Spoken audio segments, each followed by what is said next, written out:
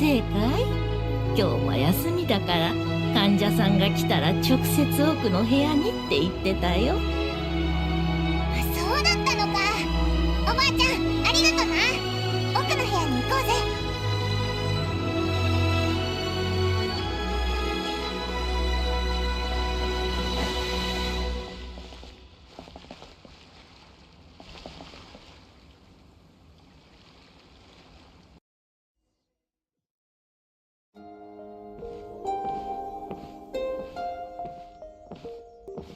Traveler, Paimon, welcome. What can I do for you? It's the Traveler. She looks absolutely beat these days. She has these huge dark circles around her eyes, like she hasn't slept a wink. And she keeps spacing out. You have to call her name several times before she snaps out of it. What do you think it is? Is she sick?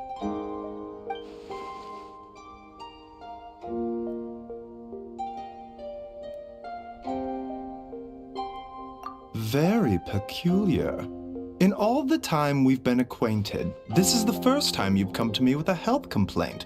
Come, let me take a look at you.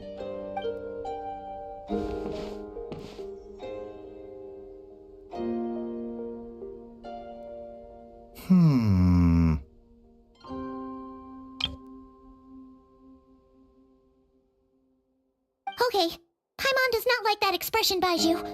It's not serious, is it?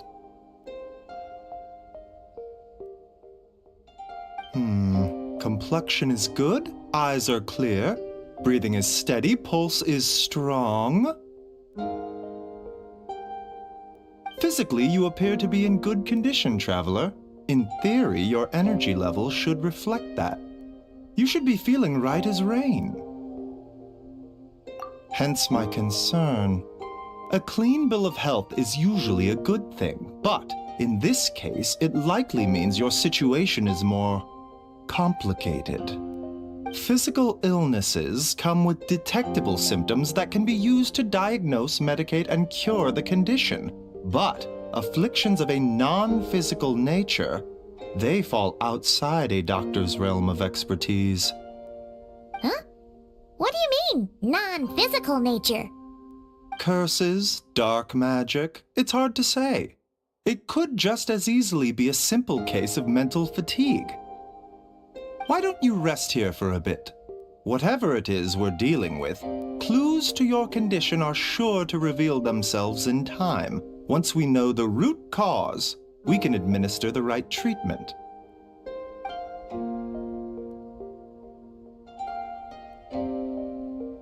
In the meantime, Changsheng and I will review the relevant literature for afflictions that present with mental fatigue.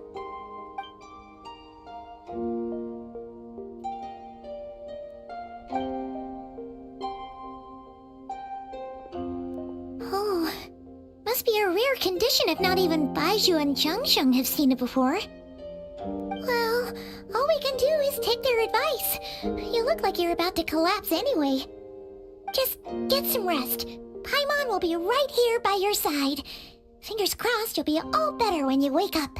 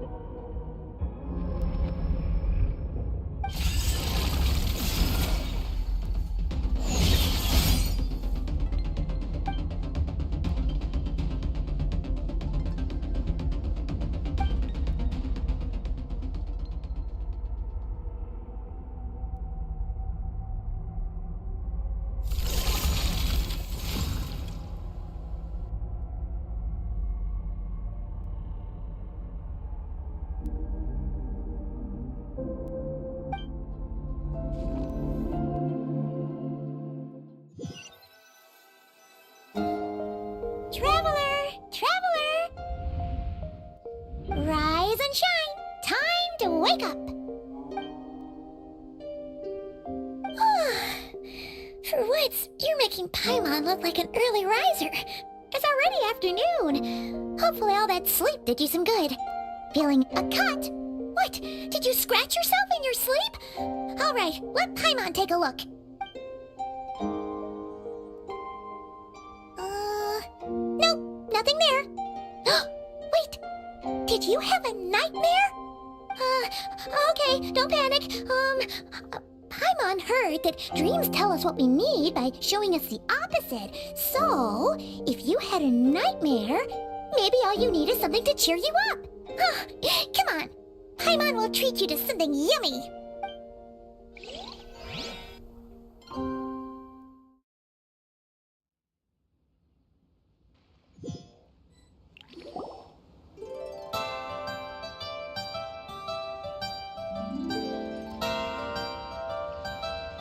What?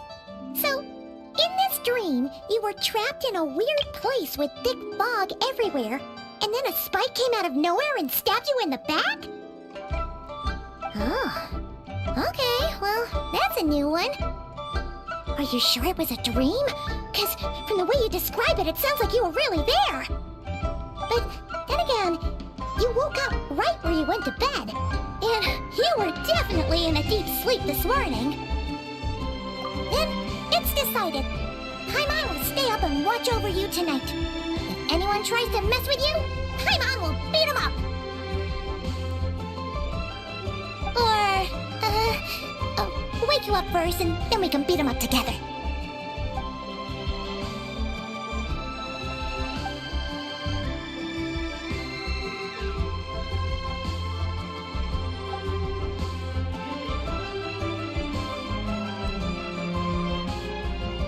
Something is missing. Did you just say something? The flesh remains whole, but the soul is incomplete. Left unresolved, the mind will wither away along with it. Ah! What the? Wait! Paimon remembers you! Your child's master!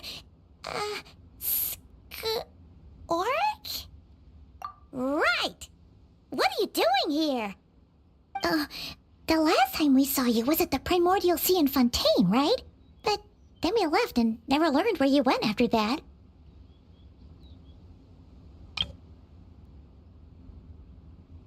Child's been looking everywhere for you, by the way. What brings you to Wanmean Restaurant of all places? You came here looking for us? And were you the one behind that hocus pocus just now? Tell me, what is it that you saw? Tight-lipped, huh? I suppose that's fair. You, I'll take a glass of wine. Oh, of course. Coming right up. We make this one in-house. It's not too strong. Enjoy. Chef Mao, I'll take a grilled tigerfish over here. Coming right up. If I knew we'd be this busy, I wouldn't have approved Shenhe's vacation. At the end of the day, what happens to you is of little consequence to me. I'm not here to try and win you over. Trust me or not, the choice is yours. If you want my help, now's the time to speak up. You have until I finish my drink. I was investigating an abyssal disturbance in the area and happened to notice you. Part of your soul is damaged, and the wound bears traces of abyssal corrosion. Need I say more? Neither of those things sound good.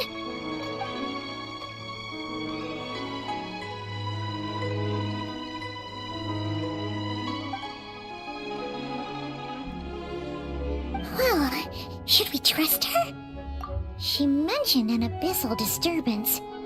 Maybe that has something to do with what's going on with you. But we could always find a different expert on the abyss to help us out. Yeah, and that thing she said about your soul being damaged is scaring, Paimon.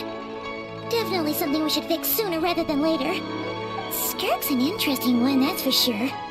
But from what Child's told us, she doesn't seem evil, at least. 1, 2, 7, 10. That'll do. Well, have you made up your mind?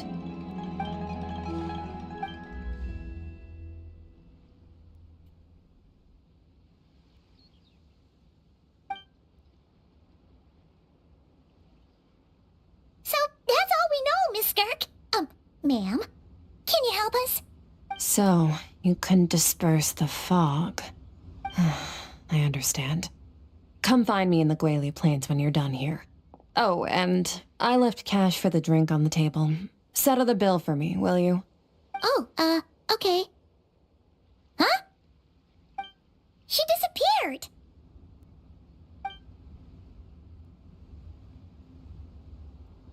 Wait, hold on. You overpaid. Here's your change. Oh, no. This includes the drink, so it should be the right amount. I didn't think you two ordered a drink. We didn't. It was that lady who came and sat with us, remember? You brought it out to her yourself. You sure? I could have sworn there were only 2 of you at that table. What? What'd you put in their dish, Chef Mao? Some kind of hallucinogenic mushroom? You got them seeing things. Seeing things? Wait, so neither of you noticed her? Young lady? About this tall, wearing a purple dress? She ordered a glass of wine! Oh, now you mention it, that vaguely rings a bell. And it looks like I did open the wine jar, so it must have just slipped my mind. In any case, that settles your bill. Come again soon. Coming! Okay, what was going on there? It's like they didn't remember Skirk being there at all. Even Paimon was half convinced we hallucinated the whole thing. But that Mora she left for us was definitely real. Oh, this whole situation is giving Paimon the creeps. But anyway, she told us to head to the Guili Plains, right? Let's not keep her waiting.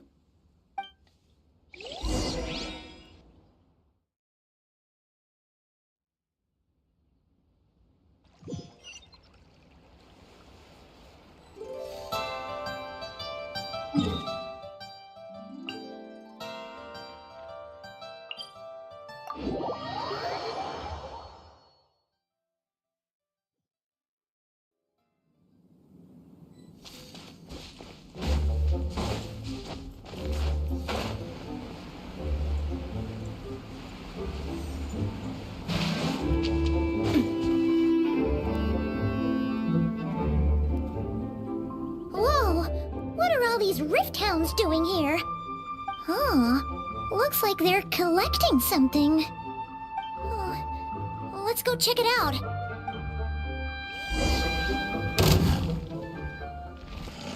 Feeling lucky? Tidal wave!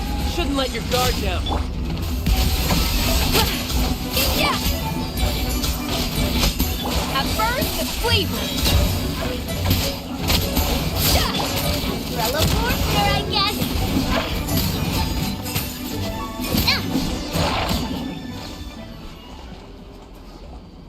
So, this is what they were collecting. It looks kinda like... Yeah. What is going on here? From the moment they are born, all beings with great power have an impact on this world. Even if their body is sundered and their soul extinguished, their influence remains.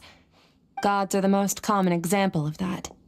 The remnants of gods who fell thousands of years ago remain buried deep within the earth, carrying within them a warped will and a dark curse. Together, these remnants form what you call god remains, and it appears that some of those sealed here were dug up and removed. There are traces left, but they're fading fast. What are you doing? Nothing! Just wanted to make sure you were, real? She's definitely not a ghost traveler. Paimon poked her, and she's solid. Your life hangs in the balance, and that's what you're fixated on? Strange set of priorities. It was just a trick to avoid being perceived. If someone notices me, those memories are erased. Simple as that. Unlike you, I have no desire to establish a connection with the world. The weak and the lowly have no right to remember me. They're lucky they only have a few missing memories to show for it. Now, can we please get back on track? Okay. Where were we? Right. The god remains. So basically, there's now less of them here than there used to be, right? Isn't that a good thing? In our experience, god remains are 100% bad news. A lot of terrible things have happened because of them. Maybe it's a good thing by human standards, but power doesn't come from nothing, and it doesn't just disappear for no reason. The remains aren't just gone, they were taken. Very clever, Traveler. You aren't the only one who had something taken from you. There are victims like you everywhere. The only difference being, you can speak, and the remains cannot, so it went unnoticed. Something similar happened in Sumeru. Within the span of one night, countless consecrated beasts were slaughtered, and a large amount of the god remains buried in the desert went missing. Of course, god remains are just one of the targets. The culprit is chipping away at sources of power all over this world, including the Stella Fortuna above.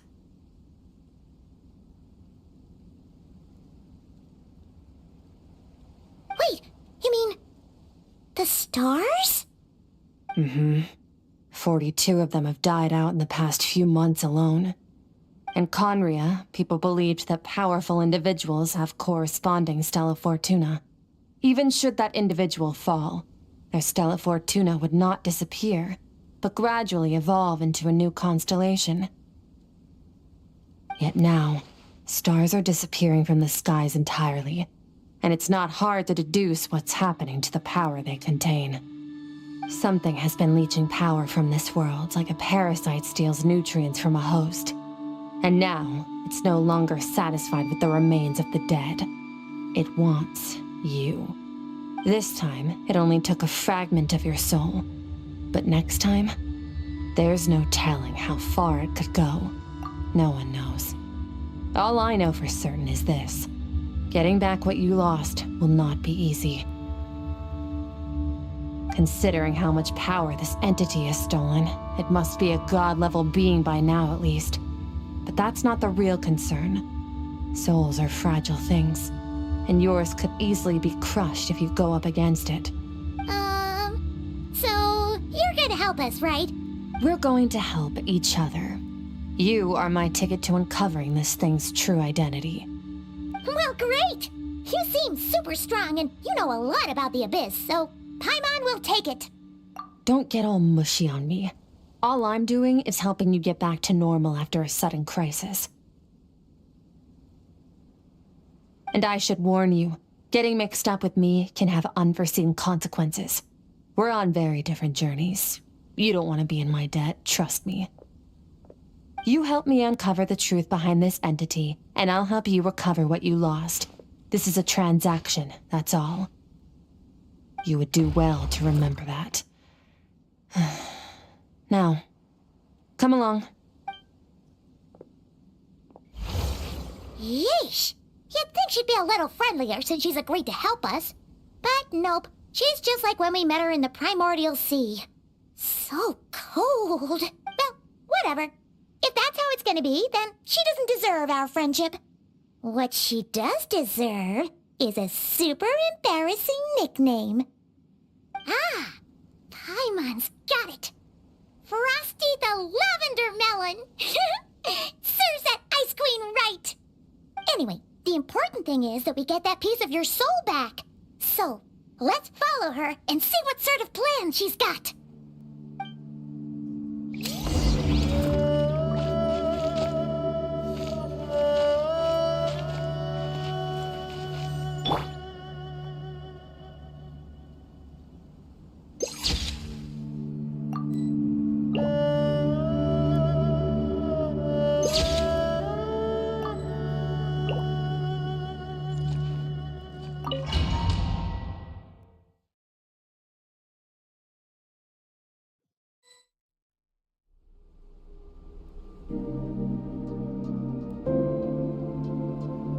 Whoa!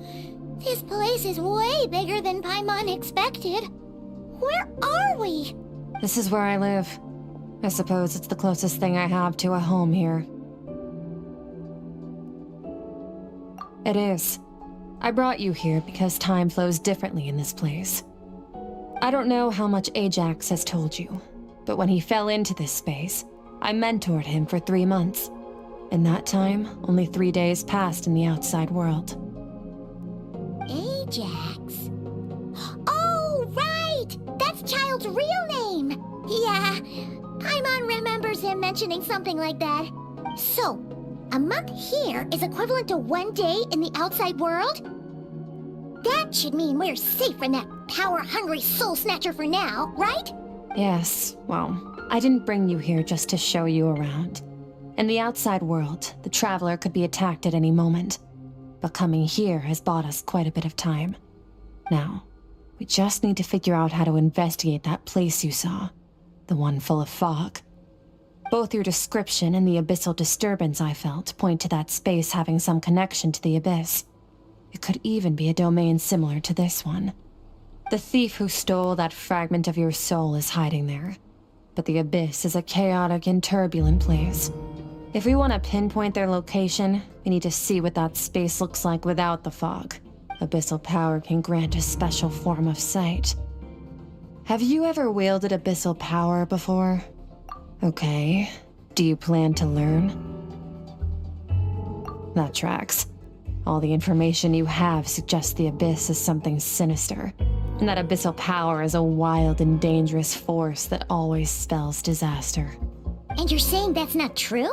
Depends on your perspective. Floods and hurricanes take countless lives too. But if one day you gain the power to control them, what was once a calamity is now just another tool in your arsenal. I'll respect your opinion though. Just means we have to turn to the second best option. A little abyss crystal that contains my power. Wear it on your head, and we'll be able to perform dream mirroring when we fall asleep. Dream mirroring? It means experiencing whatever the other person is dreaming. Everything they see, think, and feel. Since you haven't studied the art of using abyssal power, and have no plans to jump in the deep end right now, I'll have to do the investigating for you. With dream mirroring, every time you slip into a deep sleep, I'll see with my own eyes whatever scene plays out in your mind. Then, I can guide you through the dream environment, and we'll take back what was stolen from you. Huh. You make it sound so simple. Tough to say. This is an unprecedented situation for both of us. Even assuming we do manage to find where this entity is hiding, like I said, getting your soul fragment back won't be easy. To play it safe, I need to give you some special training first.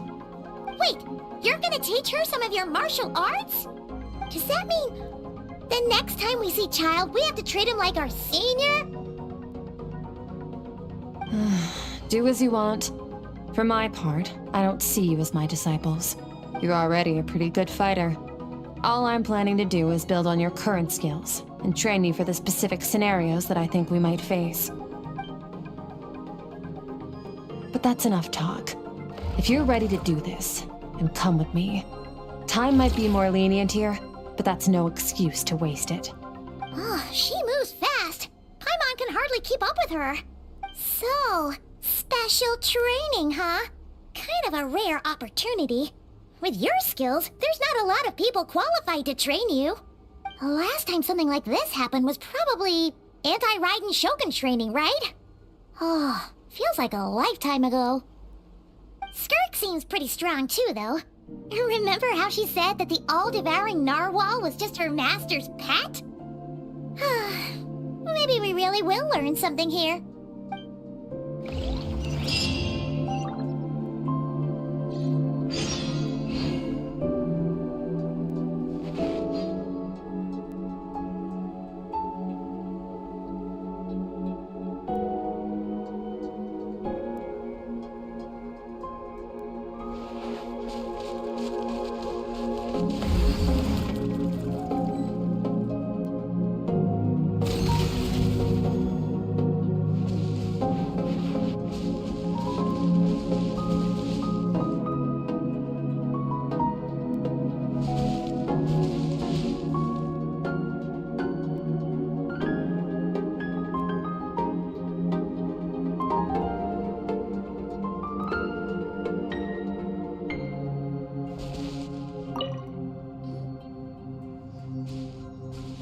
Ready? Bring it on! Your training will be split into 3 stages. Testing your blade work, elemental abilities, and reasoning skills. We'll start with blade work. You're no rookie in this area, so I won't bore you with the basics.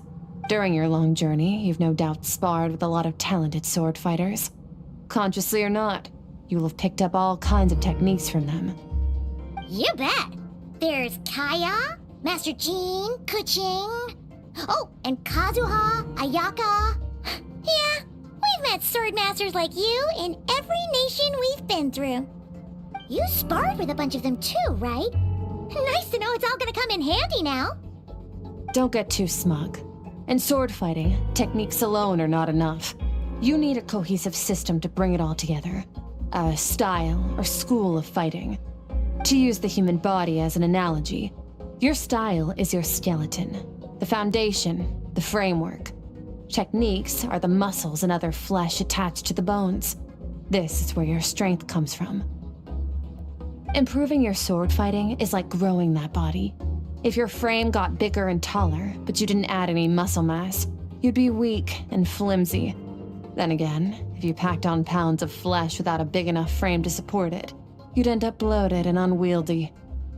You need to do some introspection. Take a good, hard look at your past experiences and figure out which parts of what you've learned are just techniques, and which parts can be used to form your own system of blade work. Only then will you get the full utility out of all your thoughts and observations along the way. Only then will every strike you deliver make perfect sense. Wait, is that it? Paimon thought you were gonna teach her some cool new moves. Like when you went swoosh and opened a tunnel to another place.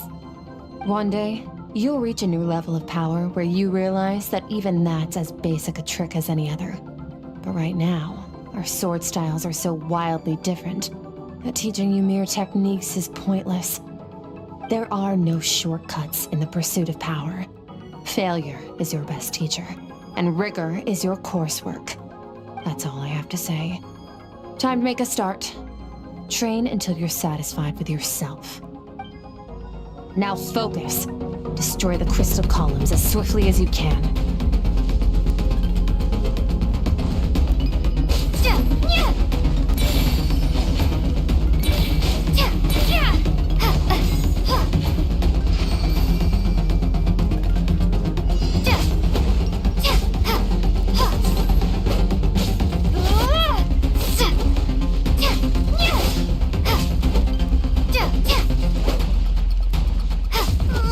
This is making Paimon's head spin. Hang in there, traveler!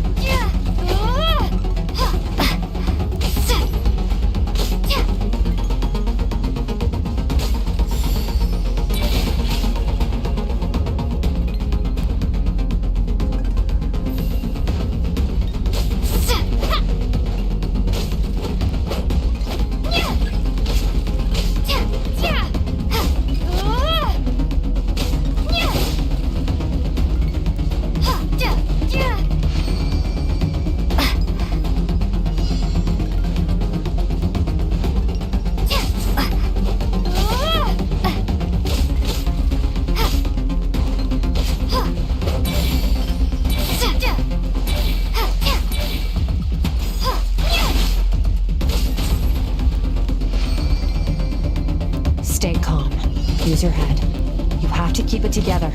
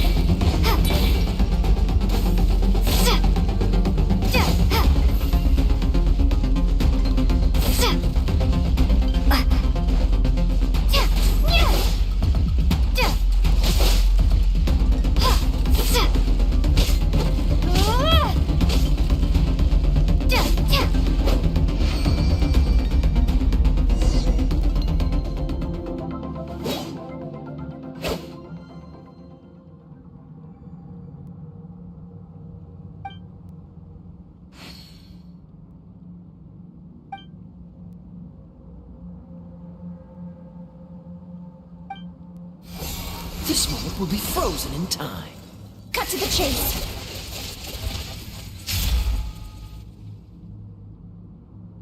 Consider a moment of true mastery that you've witnessed in another person, and ask yourself, what lies beneath the surface? What's their guiding philosophy? What's their state of mind as they maneuver their weapon? Now take that and practice it right away with speed, skill, and strength, over and over, until your hand is one with your mind. This is the only path to true growth. Step on up. Dance with the waves.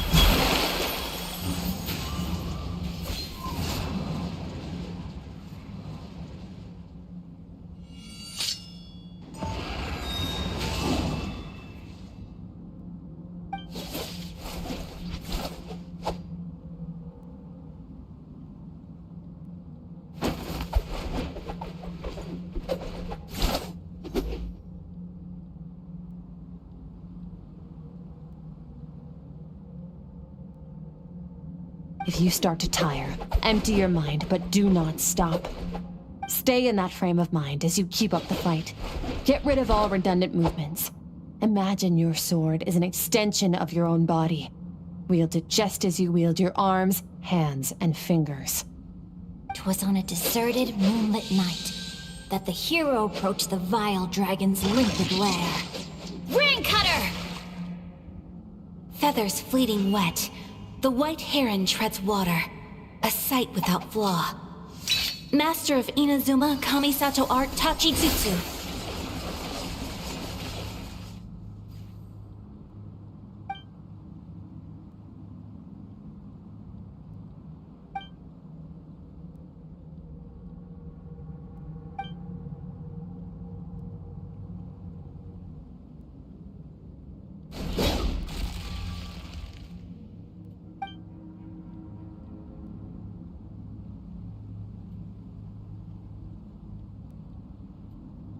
Huh. Looks like you've made some real progress. That concludes your training session. Awesome! Paimon knew you could do it! How do you feel?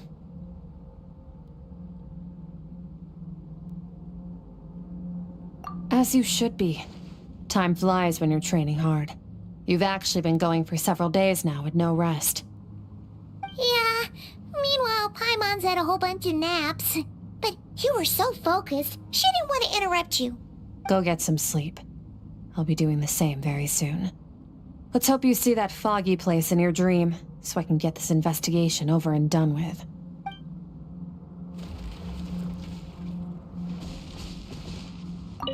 Sometimes, you have to practice a single movement 1,000,000, maybe 10,000,000 times, before the breakthrough moment comes. Nothing in the outside world can help you in this process. The most important thing is to remain patient.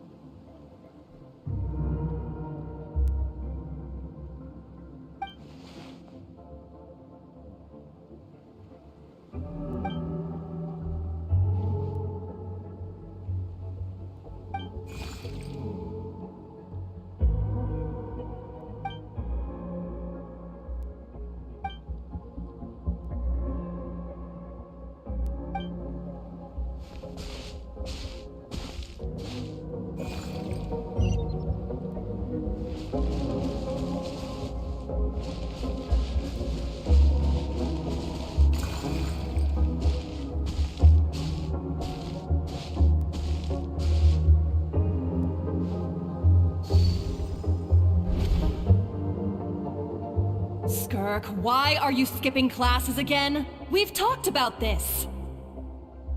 'Cause he's a crabby old man, and he's a boring old man. I don't like going to his classes. Excuse me. You shouldn't talk about your teacher like that. It's very disrespectful. All right, let's not get into a big fight about this. Skirk's learned what she needs. There's no point forcing her to sit through more classes if she doesn't want to be there. But I'd still love to hear about what you got up to yesterday. Why don't you tell your dad all about it? I went diving, and I saw this huge fish. I never knew they could get that big. It looked kind of dumb, though, with that stupid big fat head. I tried to shake its fin, but it just spat water at me. Oh, and today, I'm gonna go to that prairie up north. There's supposed to be this giant bird there that can spit fire. I bet if I climbed on its back, it could fly me all the way to the stars. Then I suppose your old dad should get one as a pet too. Otherwise, how are you gonna hear me call you for dinner up there in the stars? When it's time to eat, I'll come back on my own, silly. Anyway, gotta go. Bye, Mom. Bye, Dad. Wait! Put on a coat at least. You'll catch a cold. I'm talking to you, young lady. You spoil that child, you know. Ever since that merchant ship arrived, she practically lives outside. Always going on about exploring the beyond one day, whatever that means. Ah, let the kid do what makes her happy. Besides, we both know you're all bark and no bite. Come on, our little adventurer is gonna be hungry when she gets back. Let's get started on dinner.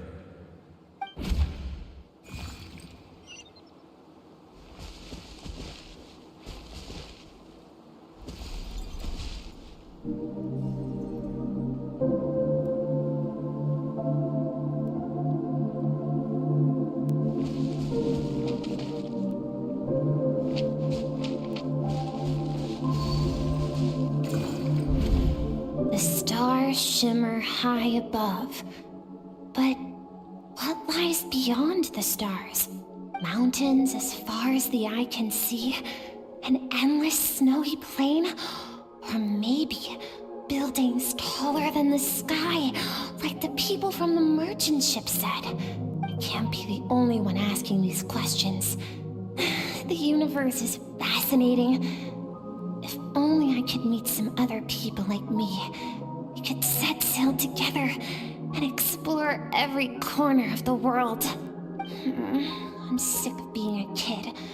There's so many amazing things out there, and I'm ready to see them all. But for now, I'm starving. Better get back.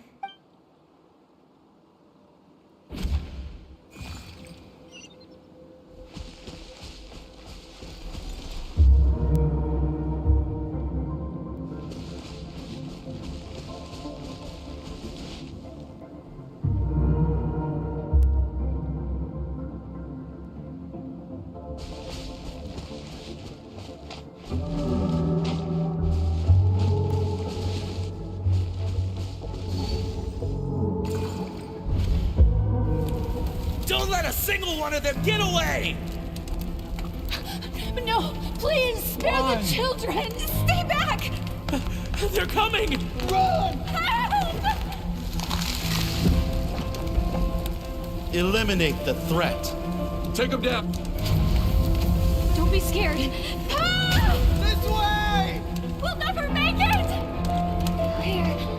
There's fire everywhere. What happened? I told you we shouldn't have trusted these outsiders!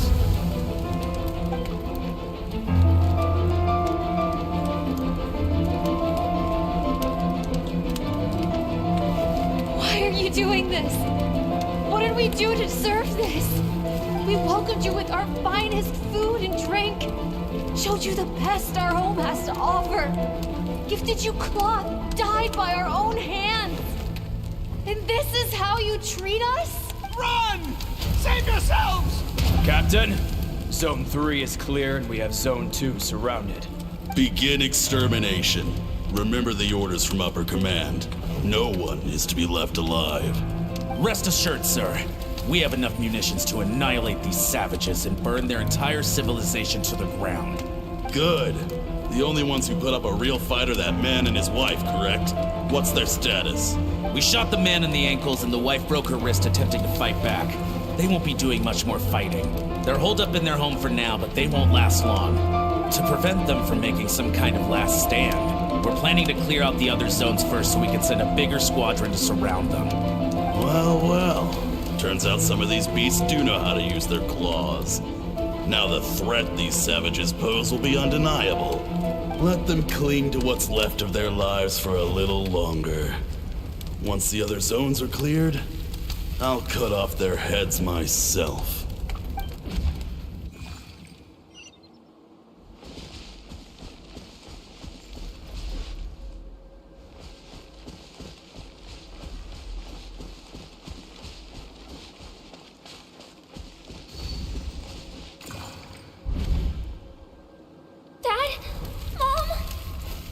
Skirk, you're all right? Thank heavens. I'm so happy to see you, sweet girl. But you need to go. It isn't safe here. They'll be back any second. What happened? You're bleeding a lot. Dad? Mom? This is the place. Alert all units. Prepare to surround. Run, Skirk! Run as far away as you can. Don't trust anyone. Your dad and I, we're not afraid to stare death in the face, but we need you to survive. My clever girl, so curious. You're already so brave.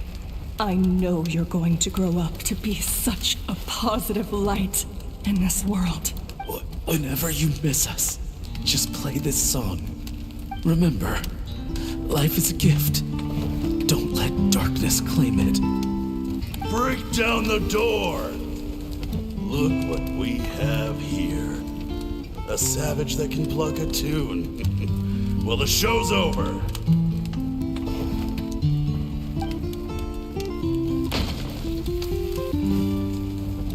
You! Stop singing! Shut it! I said shut it or I'll make you! Fine.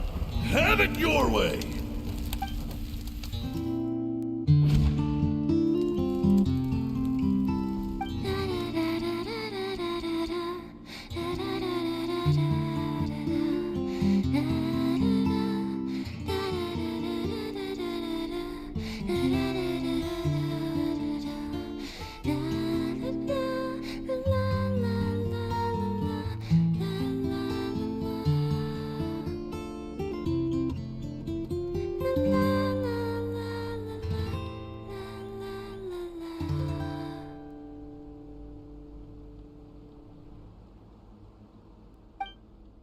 Oh, you're awake?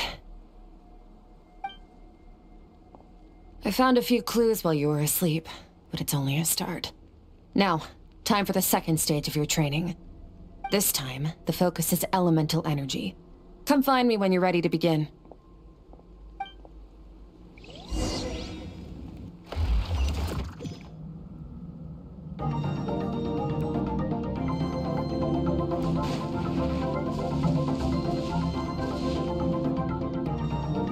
So surreal, don't you think?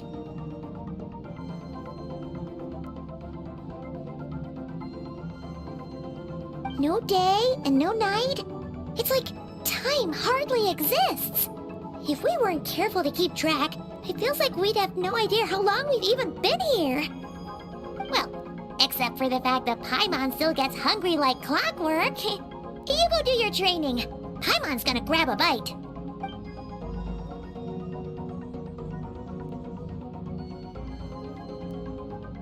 The way I see it, the pursuit of power is divided into 3 stages. The first is mastering the use of standard weapons. Next is learning how to harness natural energy. And after that, you're free to challenge even higher dimensions. The natural energy of Teyvat is, of course, elemental energy. But that's not my area of expertise. I draw from a different source of power. Abyssal power, yes. Also known as the power of the Void Realm. My master, Sertologi, is a true expert in that area. After all, he was one of the group of 5 that infamously stole the all-encompassing power of the Abyss. An act for which the people of Conria gave them the epithet, the Five Sinners.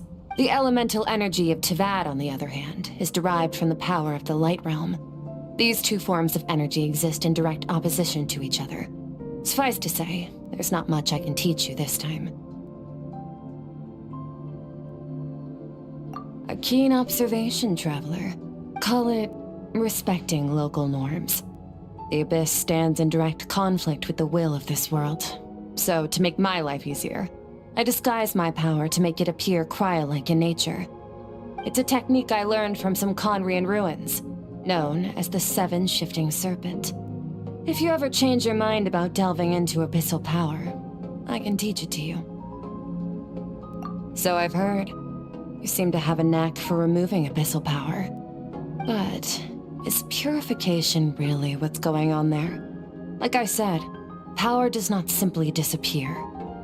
Just thinking out loud. Let's focus on your elemental training. That's what's gonna help us if the situation gets tricky. True growth comes from adversity, but only if you make the choice to pick yourself up again every time you fall. So, it's time to push yourself to the limit, and then keep pushing. This is the only way to advance at pace. Use the power of Animo to clear the field as fast as you can.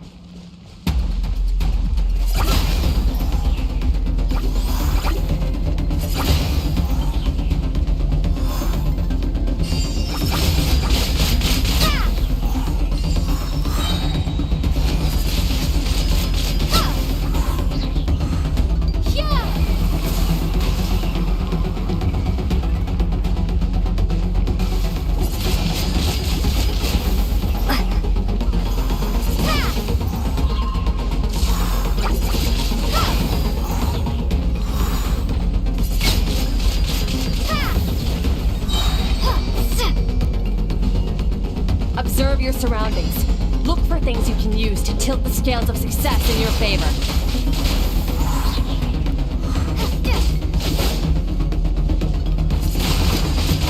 Windblade, prepare to be blown away!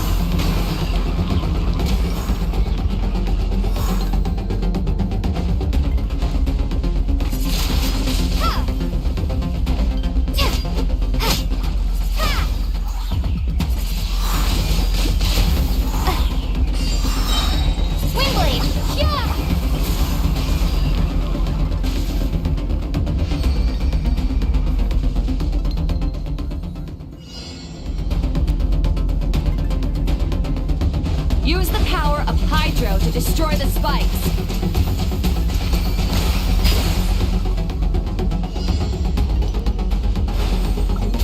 Faster. Don't give them a chance to strike you. You need to be quicker than you were in your dream. You can't afford another injury like that.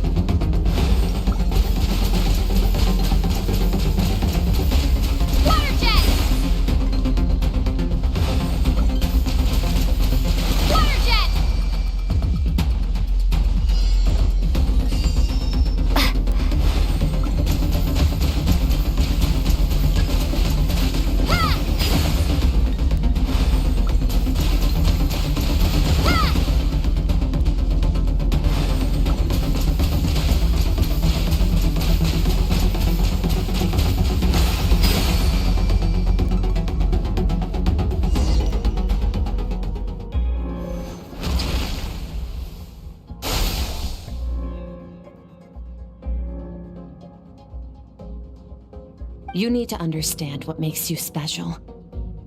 The ability to wield elemental energy without a vision and switch between the elements at will. It means your aspirations need no approval from the gods. Your power is not bound by the rules of this world. So be bold. Do not be afraid to chart your own path.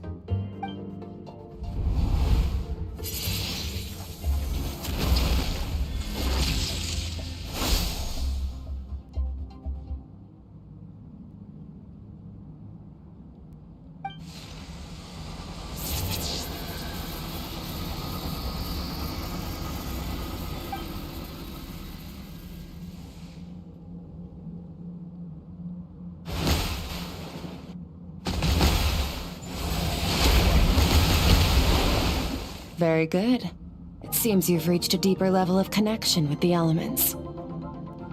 Long enough for you to lose yourself in your training, which is a good sign. Relentless practice with the elements has drained all your strength, but it's also what allowed you to make progress. Get some rest. When you wake up, we'll proceed to the final stage of your training.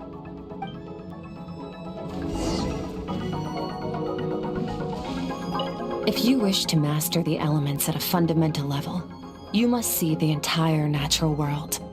Nature in all its places and forms. That is part of what it means to be a traveler.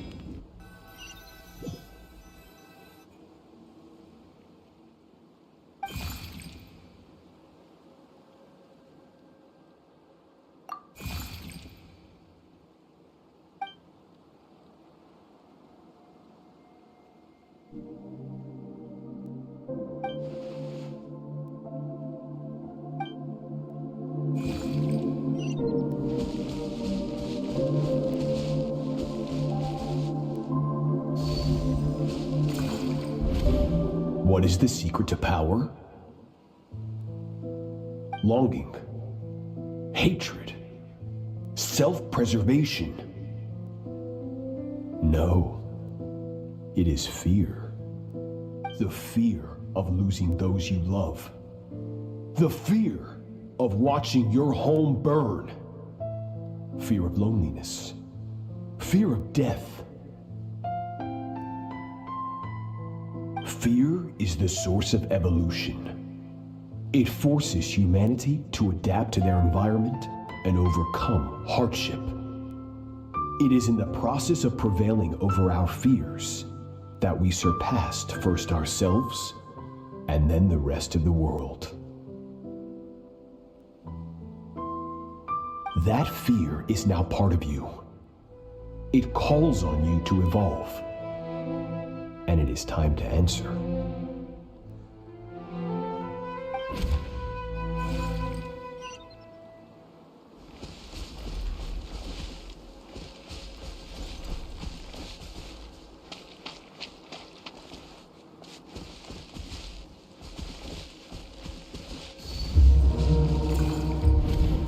Any minute spent missing home is a minute wasted. Practice your sword work instead. Do not make me tell you twice. But, Master, I can barely lift the sword anymore. If I keep going, I feel like my wrist is going to break. So it has not broken yet. Then pick up your sword and keep practicing until it breaks.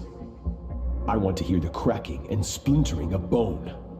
After all, bones can always be reset.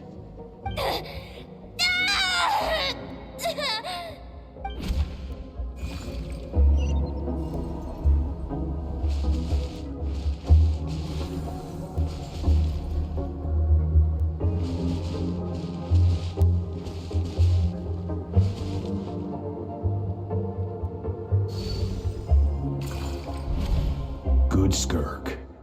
Once again, you survived. How do you feel? Cold and pain. These are signs that you are adapting to the abyss. Each time the flesh is torn and the spirit crushed, each time you claw back from the brink of death, you become stronger. I now understand why these people sought to destroy your homeland.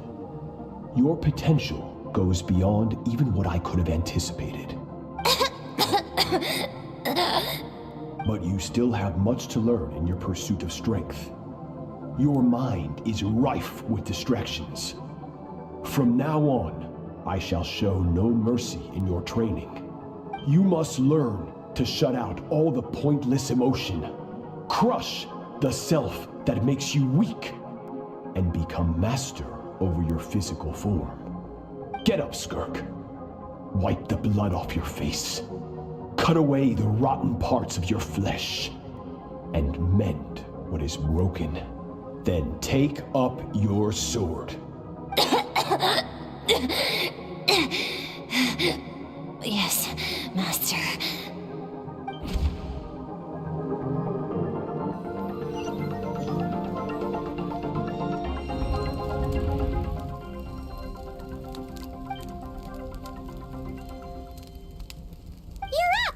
Hopefully you got some good rest. Skirk said to tell you that she's ready to start the final stage of your training whenever you are. So, want to head over now? Or did you want to wait a little?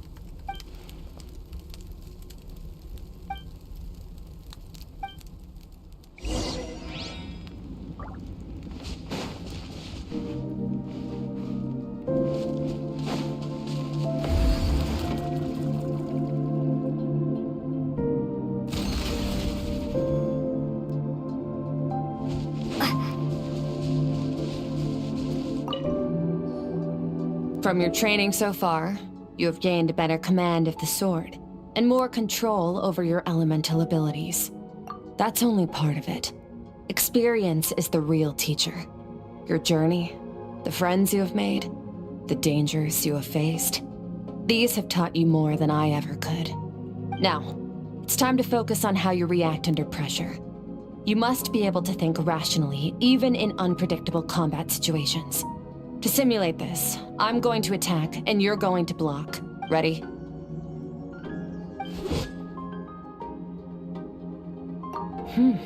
Not bad. That defensive stance looks near unbreakable. Just like your brother. Oh, that reminds me. You still don't know what happened to him, do you? Hey, no fair! That's cheating! You think every opponent has the same moral code as you? You can denounce their deplorable methods all you want. But only if you live to tell the tale. The dead don't get to complain. Strong emotions will always arise in combat. Anxiety, anger, fear. But a true warrior is never at their whim. Only when you are free from the influence of emotion can you make the right choice, no matter the situation. How amusing. Almost sounds like you think you know me. But you don't. You can choose your own path. We are not the same. Let's begin. Try to use reason over emotion. Make the most rational and advantageous decision in any given moment. This is your final training session. Look alive. Same drill as before, but this time I'm going to interfere. Hold your focus.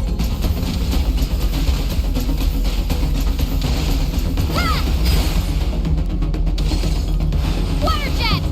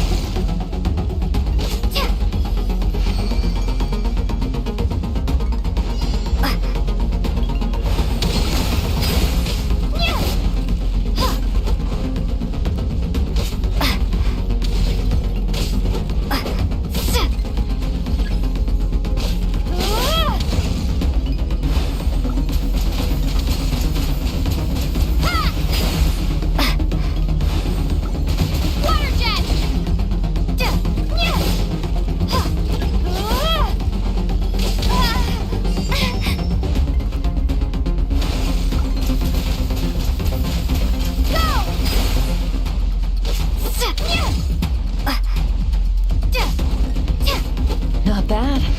Better than I expected.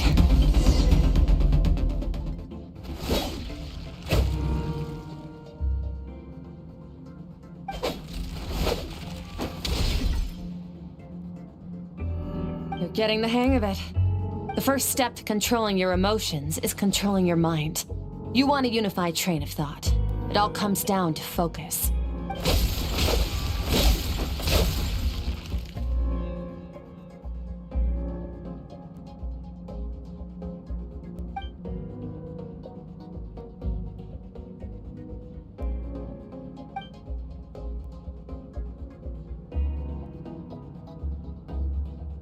Your mind is rife with distractions.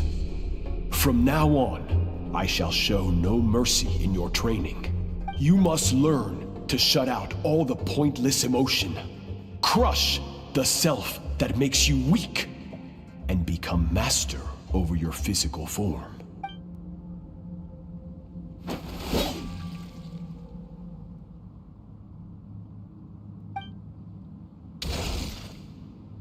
Stop. Let's pause here. One look, and I can tell your mind has wandered. That's to be expected. There's a limit to how long a human being can concentrate on one thing.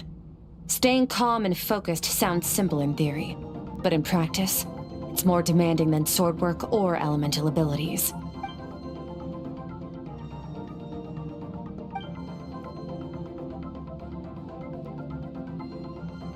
Get some rest. No point training further if you're already dead on your feet.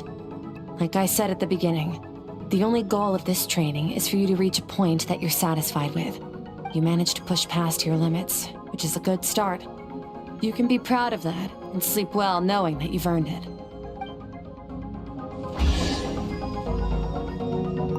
Warriors will train day and night to perfect their skills. But when the battle comes, their fate may be decided in a matter of minutes. One mistake, one moment of hesitation, and just like that, all their blood, sweat, and tears were for nothing. You need to push yourself to perfection, or you might not even live to regret it.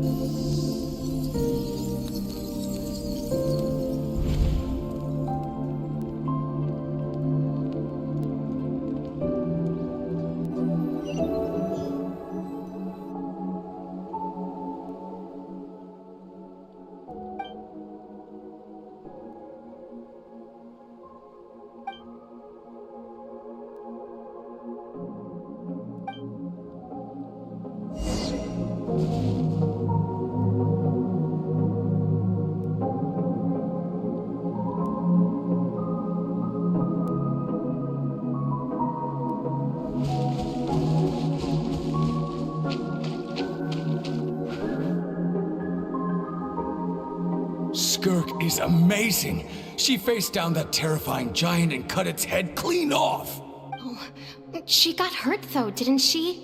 I heard it was pretty bad. Yeah, well, that's a given. But the moment she was on the mend, she got right back to practicing her sword work. I heard Master suffered a grave injury once too. Lost an arm and a leg and still came back stronger than ever. Skirk's becoming more like him by the day. Oh, incredible. I wonder if I'll ever reach their level. They're always so resolute, so unshakable.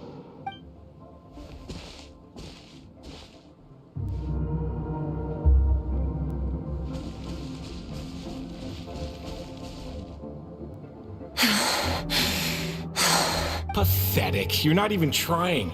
You're so much weaker than you think. Skirk, have you become a positive light in this world? Do you even remember how many of us perished in that fire? How many bodies were left to rot on the scorched earth? Yet you alone live on. Keep your gaze fixed on your blade. You don't deserve to rest. I have so many questions. I just want to jump in a spaceship, explore the whole universe, and get answers from the stars. I just need to wait till I'm grown up. Then I can do anything. Now, you must bid farewell to who you were in the past and become someone stronger. Run! Skirk! Run! Only death awaits us here. Keep running, and don't ever look back.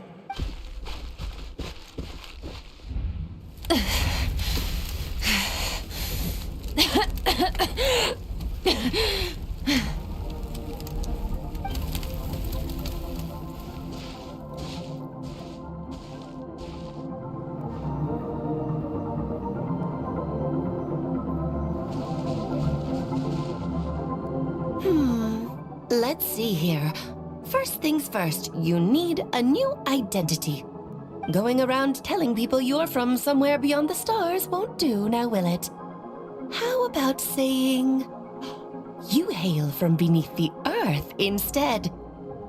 As the Conrian saying goes, venturing out into the universe and down into the abyss are the same in that both are braving the dark unknown. Well, I'm a visitor on this planet, so I'll follow the rules. Ah, splendid. That saves me quite a bit of trouble. Let me offer you a piece of advice in return, although it might not be what you want to hear. I know the pursuit of strength is important to you, but taking a moment for yourself every once in a while is never a bad idea.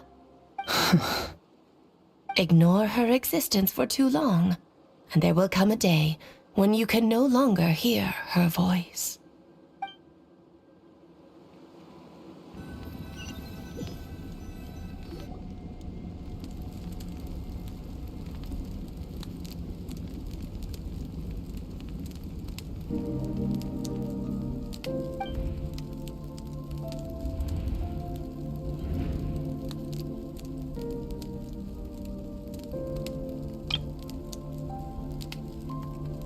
You're awake! You must be starving, right? Ta-da! A barbecue feast just for you! Of course you are! That's why Skirk and Paimon got this all ready for you. Dig in, before it gets cold. Ah, well, if you're around someone long enough, it's bound to happen. Plus, Skirk can cook. So, Paimon decided she can forgive the whole Ice Queen thing. Paimon's not one to hold a grudge. Here's an idea. Let's save the chit-chat until after the meal.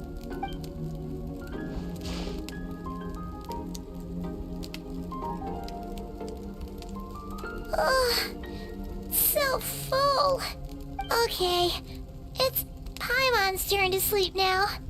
Wake her up when it's time to go.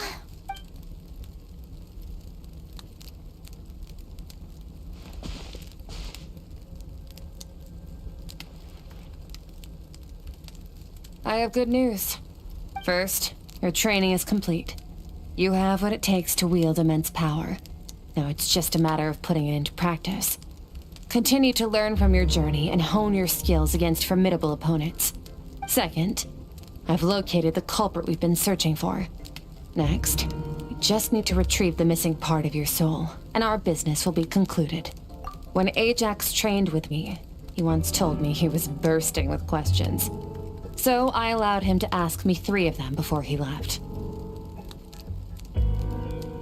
You and I may never meet again, Traveler. So if there's anything you want to ask me, now's your opportunity. Just like Ajax, I'll answer 3 of your questions.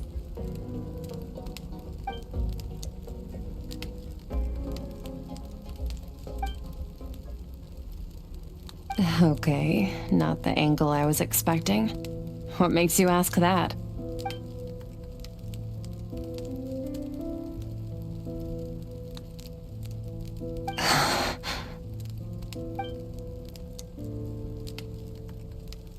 I knew that was a possible side effect. Closed off my mind to you for that exact reason. Even with the dream mirroring, you should have seen nothing but endless darkness.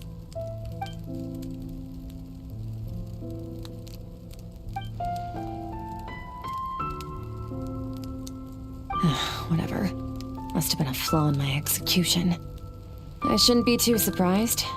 Due to some recent circumstances, my self-control has been lacking as of late. Since you've seen what you've seen, there's no reason to hide the truth.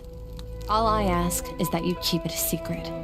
No, I'm not from Tevat. I'm from a different planet. And there was a time when I journeyed through the stars. A lot like you in some ways.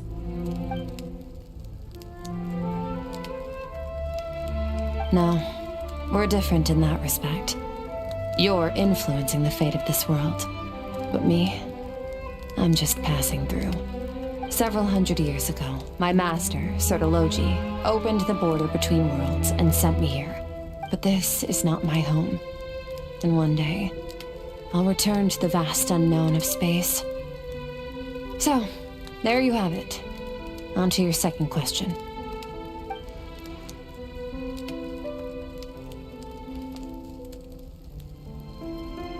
To become stronger. For certain reasons, I need to bridge the power gap between me and my master as quickly as possible. But first, I need to understand the source of his strength. To do that, I need to follow in his footsteps, walk the path he once walked, and somewhere along the way, I'll find out how to defeat him. That is my sole focus and purpose. Okay. You have one question remaining.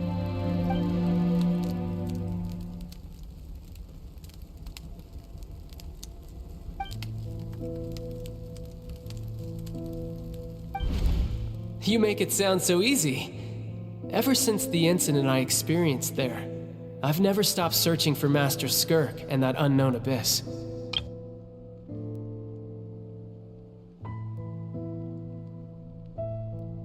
But it's been years now, and I've still found nothing.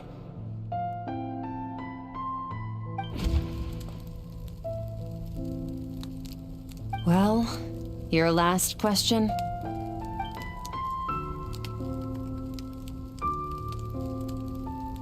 Ajax. His situation is different than yours. Before you ever crossed paths with me, you'd already encountered many formidable people, studied their techniques, and developed your own skill set. So, during your training, all I had to do was build upon that foundation. But Ajax was so young when he came to me. A complete blank canvas. Children can't help but imitate their role models. In the long run, that would only hinder his growth. Once Ajax has enough strength in his own right, I will allow us to meet again. Until then, let that motivate him to reach his full potential.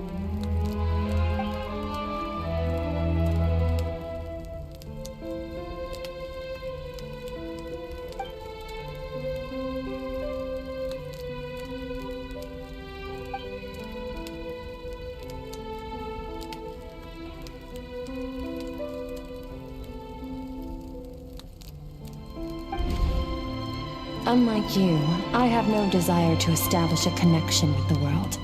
The weak and the lowly have no right to remember me. They're lucky they only have a few missing memories to show for it.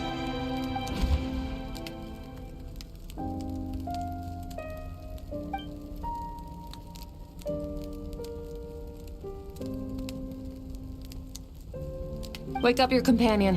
It's time to go. Oh, and everything I just told you. Best keep it a secret from her as well.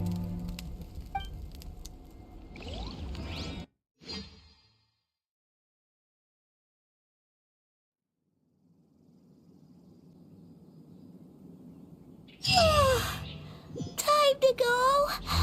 Oh, finally. Where are we headed? Just follow me. I'll open an abyssal rift close to the culprit's location. It will take us to where he's hiding.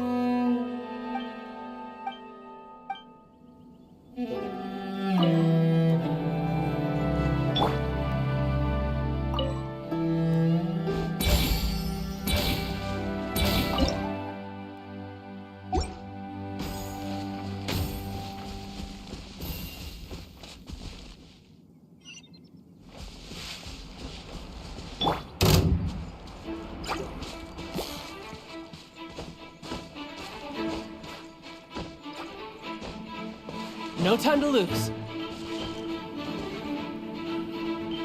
Wait. This is near the chasm, right? Yes. If we enter from here, we'll be able to reach that place from your dream. You have some experience with abyssal domains by now, but still, this is someone else's territory. Best to proceed with caution. Don't worry. Paimon's an expert at hiding behind other people for safety. Oh, but, that means you need to stay safe, traveler. All right. Remember your training. Time to put it to use.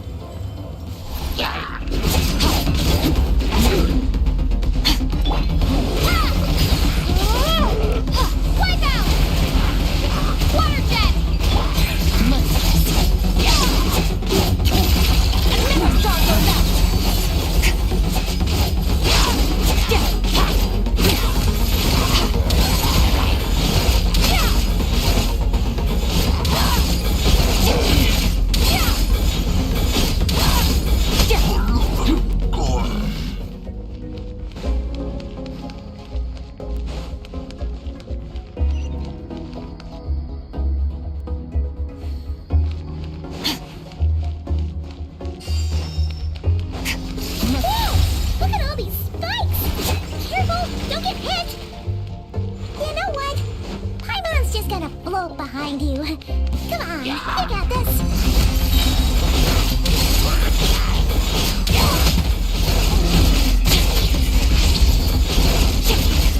Hey, what are you two doing?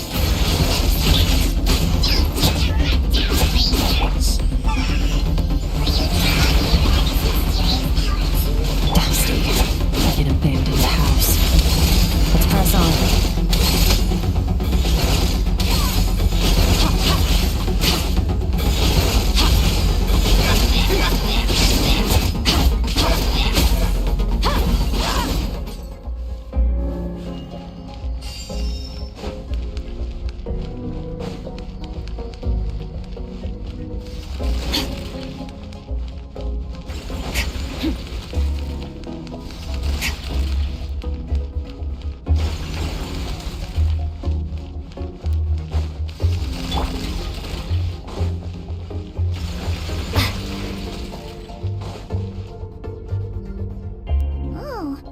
Looks like this is a dead end. Did we make it to his hiding place? Ugh, this fog is making it impossible to see anything!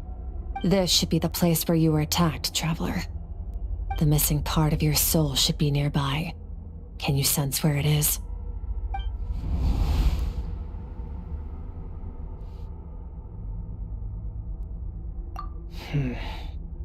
Our opponent must have covered his tracks just in case.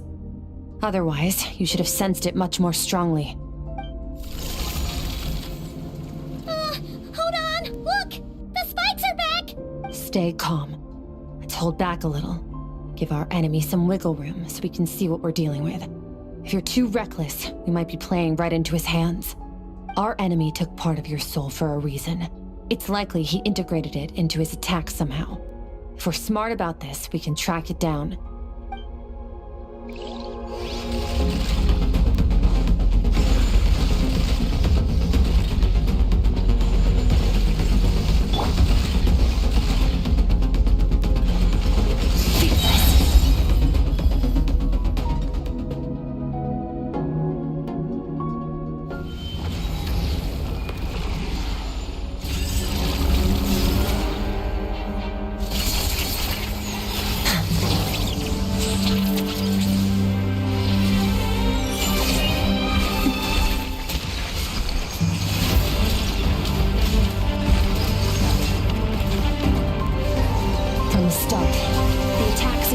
On me.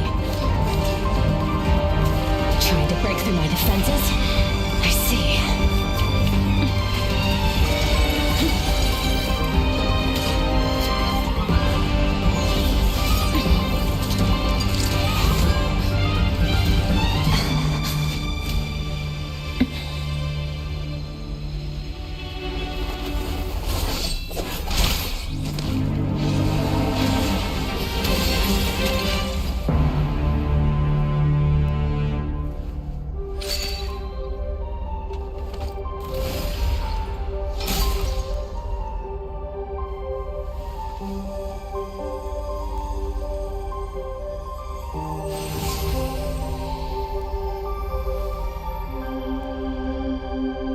There.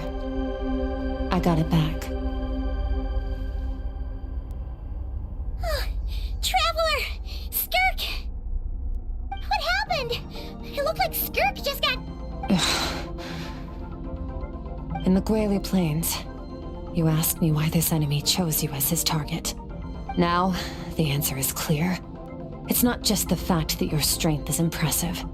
It's also because of your ability to, as you put it, purify abyssal power. Whatever that actually means. The fact is, that ability allowed him to do something that should have been completely impossible. Namely, break through my defenses and steal my power. No, he couldn't have known I'd come to his domain. He only stole your soul fragment because he knew the value of its power. I doubt he expected it to come in handy so soon. Call it fate, if you want. I believe that's the term they use in this world for arbitrary coincidences like this. In any case, it works to our advantage. Once I realized what he was using that power for, it gave me the chance to get back what you lost. I'll cope. Well, done gorging? Good. Time to answer some questions. How did you get the power of the all-devouring narwhal? The all-devouring narwhal? Oh, of course! Paimon knew that spike thing looked familiar. It looks just like that narwhal's horn! I highly doubt you acquired that power through your own strength. Tell me I'm wrong. You're desperate enough to scour the land for god remains and whatever vestiges of power you can find. That alone proves you wouldn't be able to defeat a creature like that. Which leaves one possibility. You know my master, the Foul, Sertologi. The Foul? Who dares call him Foul?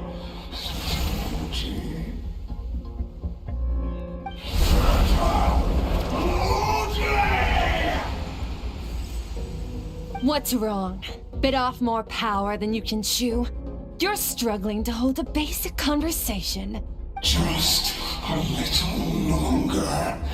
I'm still... Look! It's back! Those obsessed with power will let it devour them before abandoning their pursuit. Keep calm and use reason to decide the best course of action.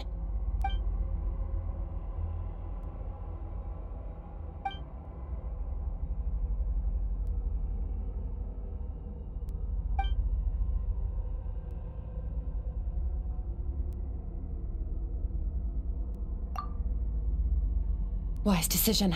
Final victory doesn't always come after a single battle. You've got your soul fragment back, so we both got what we came for. Let the enemy draw breath while he can.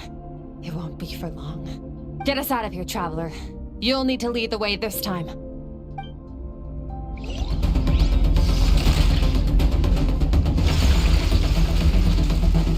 Skirk, is your shoulder gonna be okay?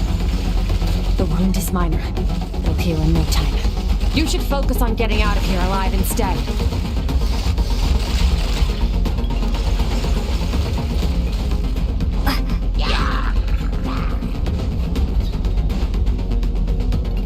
Uh-oh! Falling spikes! Run!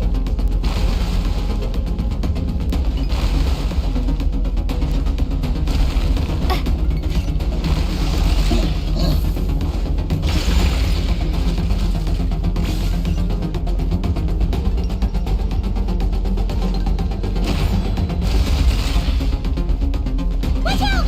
Looks like this place is about to collapse!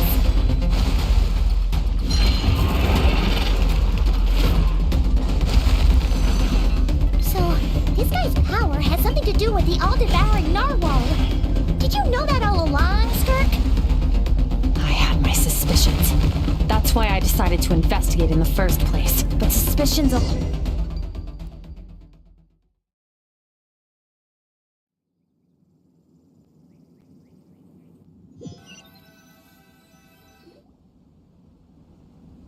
Phew. Oh, we should be safe here, right?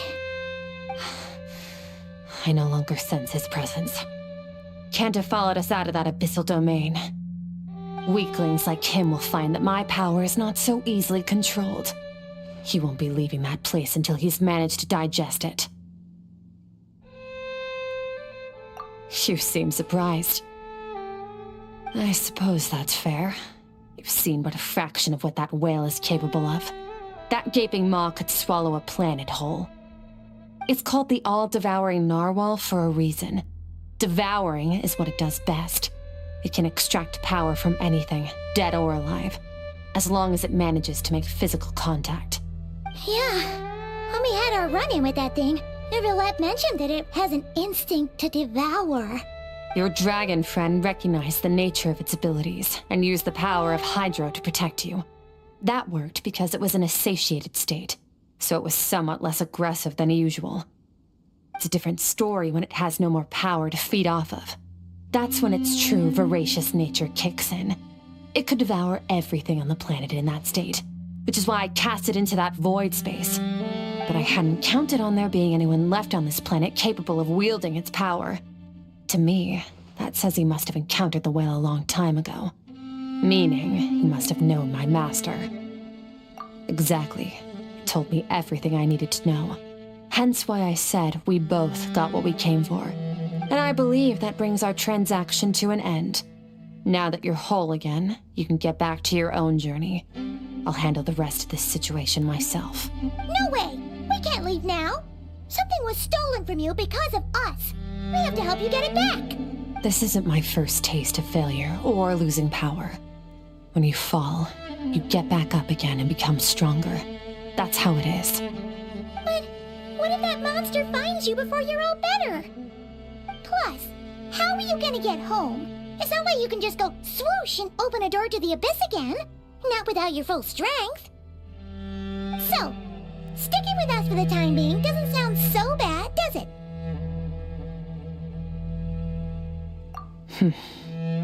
Fair enough. Then take this. What is it? The bag of Mora. Nothing in this world is free. I know that much. I'll leave the planning to you. Hurry up and decide where to go. We shouldn't linger. We should take Skirk somewhere she can rest. But where? Paimon gets the feeling Skirk wouldn't like being around a lot of people. Oh wait! Baizhu said we could rest in the back room of the pharmacy, didn't he? Let's head there! He'll know something about Master. I'm sure of it. Next time, I need to be ready. Fine. It was just a scratch. It'll take time to recover my strength, of course. But adapting to situations like this is nothing new for me. Oh, this. It's a star crystal suit. Abyssal energy is scarce in Tevat. Wearing this helps me access it more freely. It stores concentrated abyssal energy that I can draw from on the go. When the energy runs out, it reverts back to its original form. Found somewhere to rest. Well, lead the way then.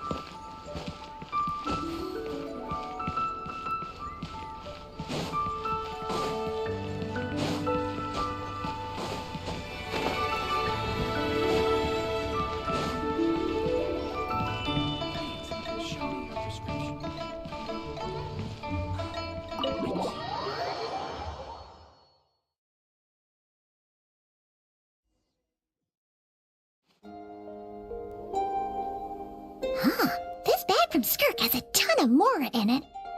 Does she have a job or something? Wait, No. After what we saw at Wamin Restaurant, that seems impossible. Can you imagine? It would go something like... I'll be collecting my paycheck now, boss. Oh, sure thing. Wait, who are you? Have we met? Can't hold a job if you make everyone forget about you. So, what did you do to get all this Mora? Claimed some buried treasure, took care of a few monsters that were causing trouble. Nothing untoward. It's safe to use. You heard all that? A sonorous voice like yours is hard to miss. I wouldn't be surprised if the sound of it traveled to the nearest mountaintop. Then, did you by chance happen to hear Paimon's little, joke earlier? You mean when you called me Frosty the Lavender Melon? No, sorry. Paimon totally misspoke just now. She didn't say that at all. It was, a Paimon lookalike. Yeah, she's a piece of work, that one. Always impersonating Paimon and giving people weird nicknames. Okay, fine. The truth is, Paimon didn't like you all that much at the start, but things are different now. You helped the Traveler in a big way, so... What do you say? Friends? Ugh. I noticed there was only one bed. Go ahead and get some rest. Wait, what about you? I don't get tired, and I don't need rest. I'm going to practice my sword work. That should help me regain some strength. But your shoulder... Hey, don't just leave! Whatever. Let her tire herself out. She'll come back eventually. Let's get some sleep, Traveler. That comfy bed is calling, Paimon.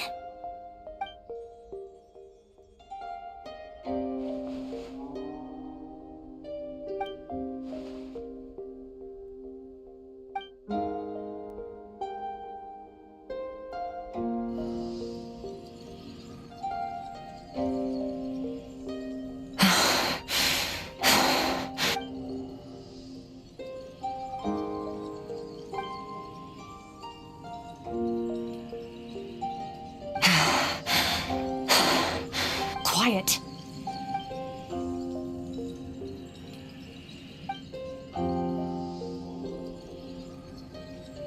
Do you even remember how many of us perished in that fire? How many bodies were left to rot on the scorched earth? Yet you alone live on. Keep your gaze fixed on your blade. You don't deserve to rest. Run, Skirk. Run! Only death awaits us here. Keep running, and don't ever look back.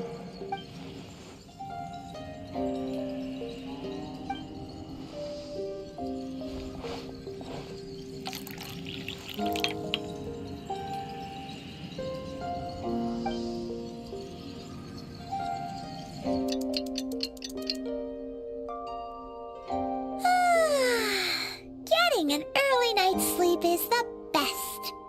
That bed was so comfy. Wait, Skirk? Have you been sitting out here the whole night? The bed's all yours if you want it. About 60%. Maybe 70. Whoa! Paimon thought it would take at least a couple of days.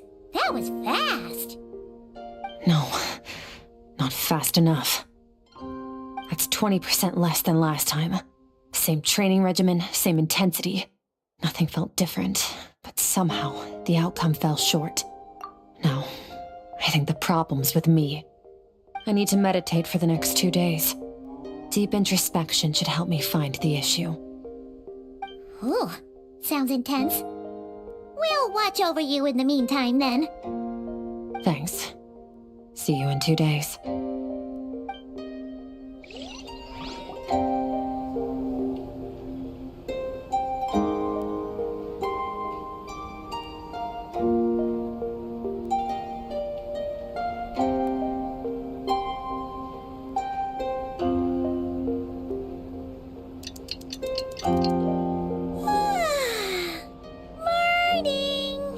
Skirk is still meditating, huh? It's been 2 days already. Shouldn't she be awake by now?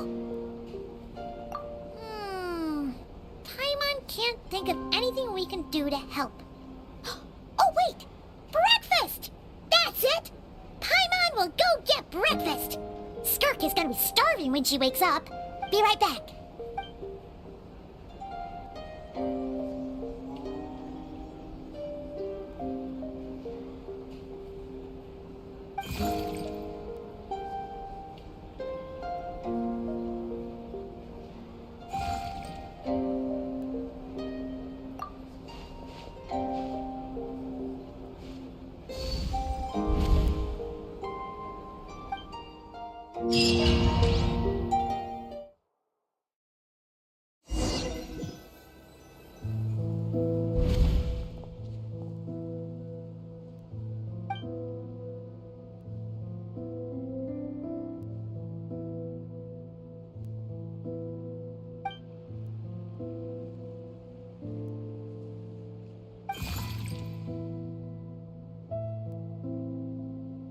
That's right. This is Skirk's inner world. Think of it as the threshold between the soul and dreams. This isn't your first time here, but what you remember is probably a space covered in darkness. I only managed to illuminate a small portion for you back then. Actually, it's my first time talking to someone like this. I only managed to break free and bring you here because the injury weakened her power. I guess that's why I can speak again, too. Call it fate, if you want. I think that's the word they use in this world for lucky coincidences like this, right? Now, before I take you to her, I gotta ask. You're the first outside visitor to ever come here, so what's your impression of this place?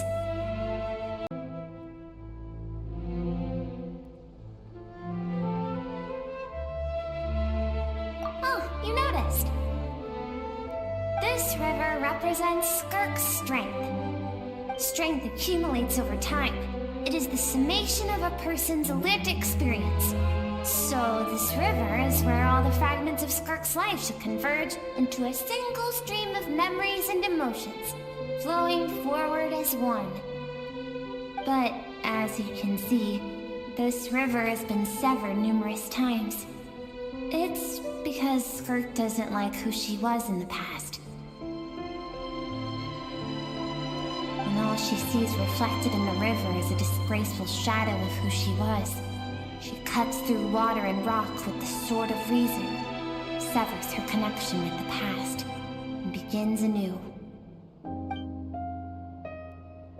You must learn to shut out all the pointless emotion. Crush the self that makes you weak, and become master over your physical form. This isn't my first taste of failure or losing power. When you fall, you get back up again and become stronger. That's how it is.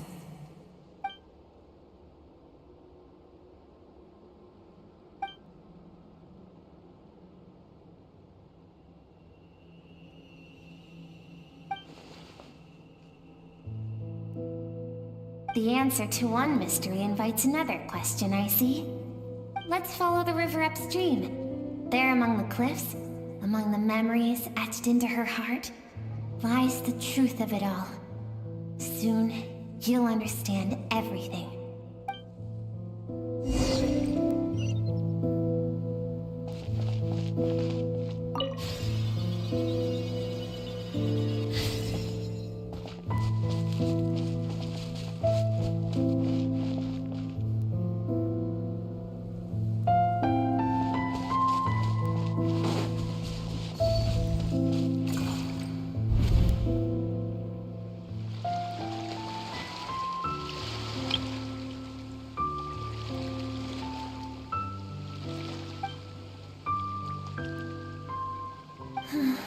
I've always thought that, even when falling leaves don't come from the same tree, they can still form bonds of kinship when they meet. Like meteors, you both made a journey through the stars. Both travelers who have landed on a planet that is not your home. Yet, when she first noticed your presence, Although she hesitated for a moment, she still chose to walk away, indifferent as ever.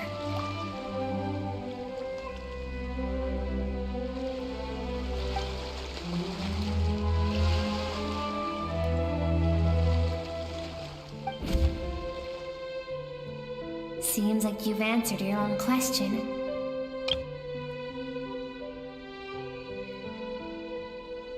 Skirk sees herself as a trespasser in this world. She's made a conscious choice to avoid altering its path. But the reason for that decision stems from events much earlier on in her life. Let's keep going. It's still a long way to the source of the river.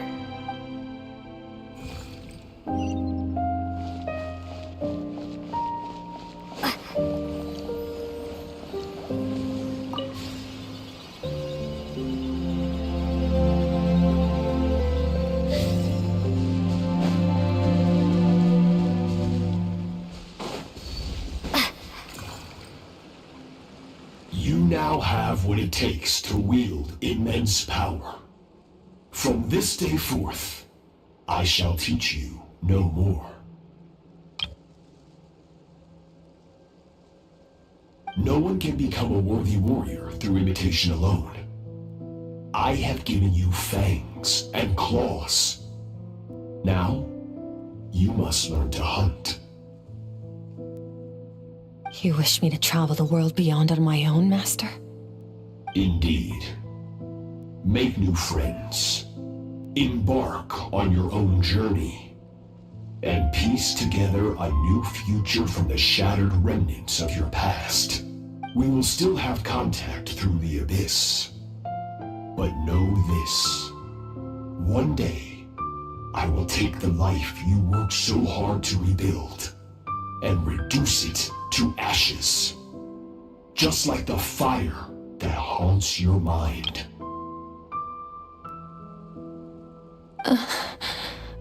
Why do you do that?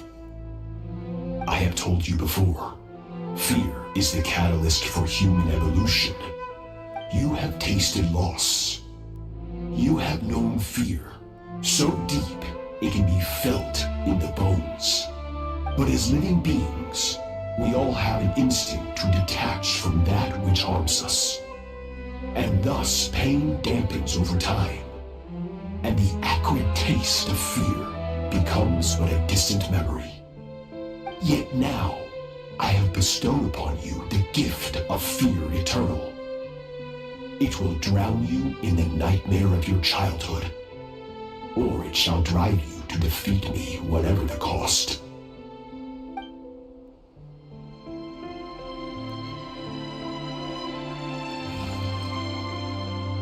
That is what Skirk's master, the foul Sertologi, looked like at one point in time. Of course, as a higher being, physical form is a triviality to him. He could appear as a beast, a human, or even a monster that defies description. The form you see him in here, clad in abyssal armor, is the one he usually wears when traveling through the stars.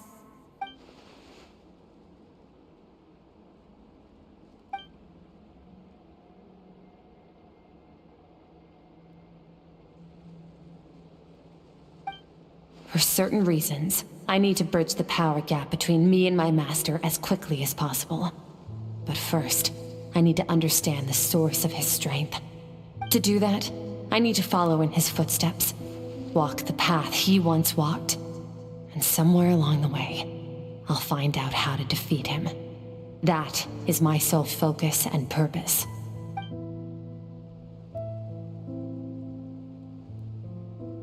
I'll let you in on a little secret. The real Sertologi is terrifying. The scope of his power is impossible to understand until you experience it firsthand. It is absolute. The power to crush all things. Shall we keep going? Let's see. We're about halfway there.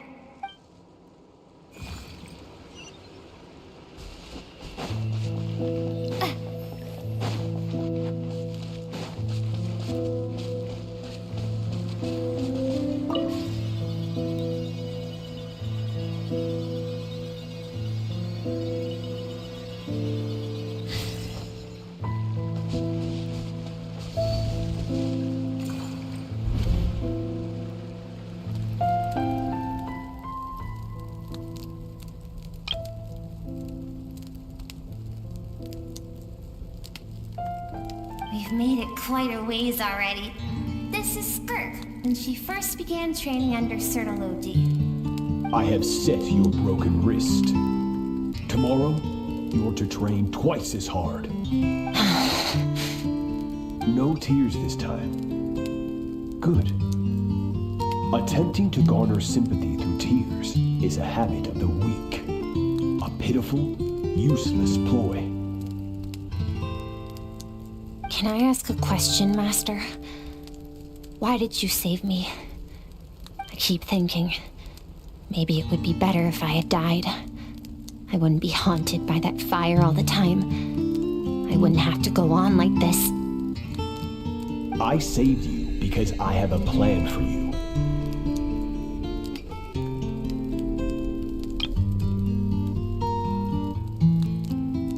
It has been too long since I fought a battle that demanded my full strength, and I hunger for it.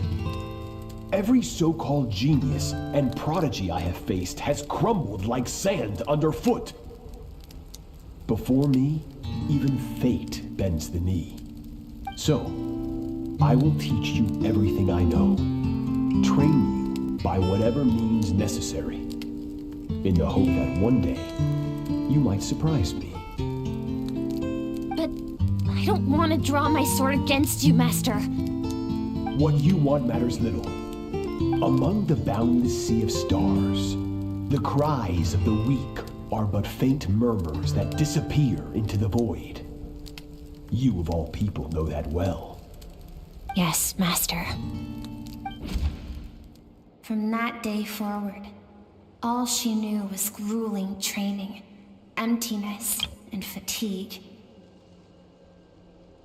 After some time, her talent bloomed, and she gained control over her emotions, like her master. How should I put it? It was not that human emotion disappeared from her heart, but that reason came to dictate all she was allowed to feel. I suppose it was at this point that she became the Skirk you know today.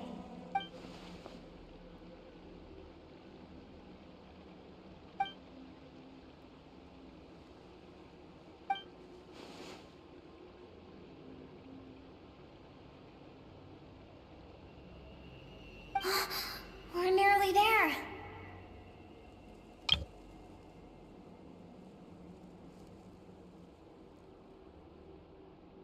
I almost don't want to reach the end.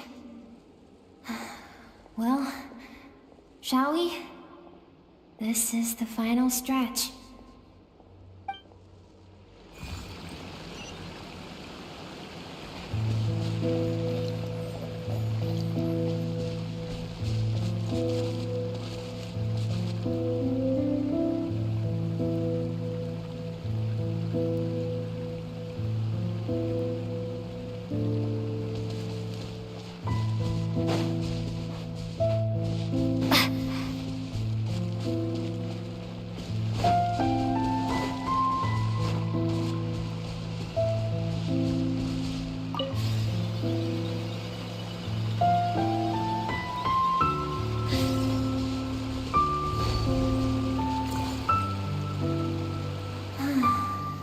These are Skirk's happiest memories.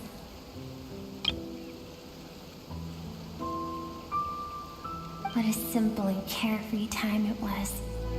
Wisps of clouds dotted the sky. The sun bathed everything in golden light. And when song filled the air, not even the shyest of flowers could resist swaying along. This is Skirk's homeland. She was so curious about everything as a child, always skipping school to go exploring instead. There was so much to discover. The treasures at the bottom of the sea, the secrets beyond the stars, and that merchant ship packed with adults wearing those strange clothes. Yes, the ship. That was the beginning of the end.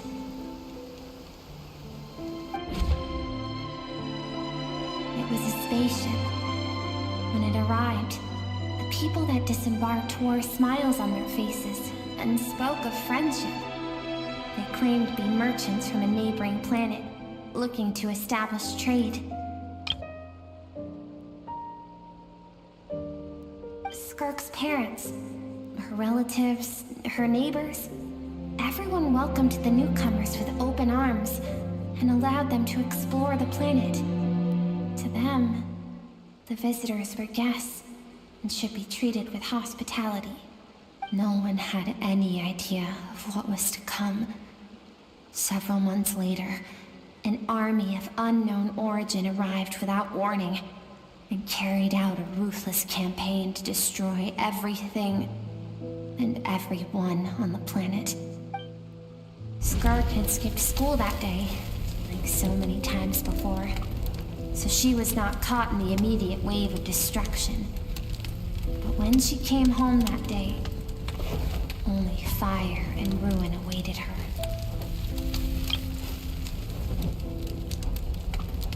Countless people cried out to her for help. People she knew and loved. Friends and relatives.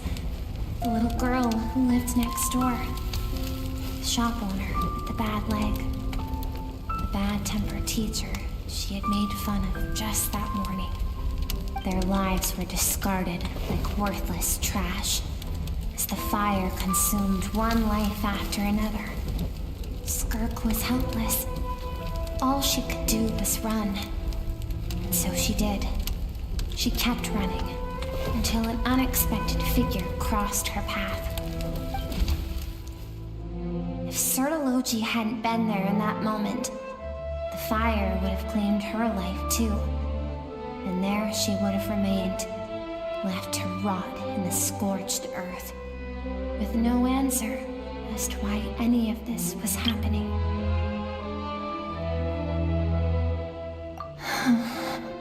Because she and her people were seen as a threat. As the initial merchant ship explored the planet, they discovered that it hadn't always had the condition to support life. Yet there was evidence of human activity, even during the periods of extreme heat or cold in the past. Further research revealed that, over time, the people of this planet had evolved the ability to adapt to any type of environment or energy source. For that reason, the outsiders viewed them as a potential threat and decided to eliminate them before the threat could rear its head. And so, the army was called, and the so-called danger was wiped from the face of the planet. Senseless, isn't it? Deemed a threat because of a gift they didn't even know they had. Perhaps it was their own innocence and kindness that doomed them. But in the end, that was lost to the blaze as well. If those with power get to decide good and evil, then all you can trust in is the sword in your hand. And so, before death could claim her, she ran. She ran and never stopped. No one wants to relive their most painful moments. Well, that brings us to the end of the story. This is as far as we can go. Skirk is waiting over there. For both of us. Let's go to her. It's time to fulfill my purpose. And my greatest wish over all these years.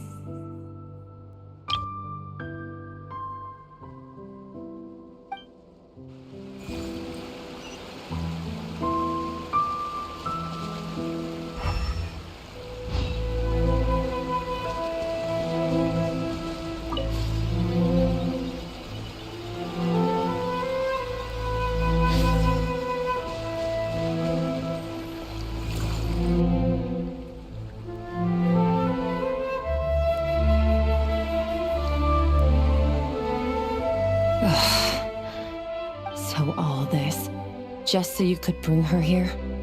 I have things to say to you. Well, to me. I want someone to witness our reconciliation, even if it takes an argument to get there. And she is the best choice in this moment. her suppressed emotional self. The version of herself she keeps locked in the recesses of her mind, stifled by reason. All those rejected impulses, those discarded aspects of your past selves, they are a part of me now. I am who you used to be. Someone you have refused to face for too long. So, I came to face you instead. You're wrong. I've faced you all along. And that's exactly why I keep you locked here. Your existence makes me weak. Moments of joy and longing are when we are most vulnerable. Don't forget, it was a penchant for goodness over reason that doomed our homeland in the first place. The vastness of the universe renders everything insignificant. Our feelings most of all. Even so, learning from the mistakes of the past doesn't have to mean erasing everything. Strip yourself of your so-called weaknesses, emotions like kindness and empathy, and what makes you any different from the ruthless soldiers who slaughtered our people? The difference is that I'm doing what is right, what is necessary. I allow you to exist, but with limited freedom. That is the greatest kindness I can offer. I have shouldered everything you couldn't carry. I rose above the numbness and emptiness, and it was cold, unfeeling reason that brought me this far. It made me who I am. It made me strong.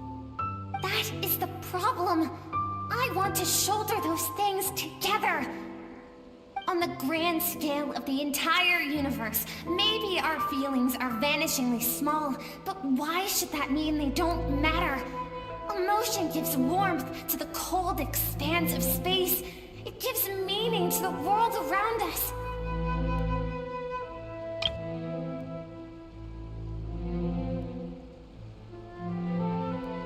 Think back to those nights of gazing at the stars, those afternoons of exploring the unknown. Think back, and let them grant you peace. A brief respite from the pressure you put on yourself. That isn't what we need. It's exactly what we need. Aren't you curious about why recovering your strength has taken longer than normal this time?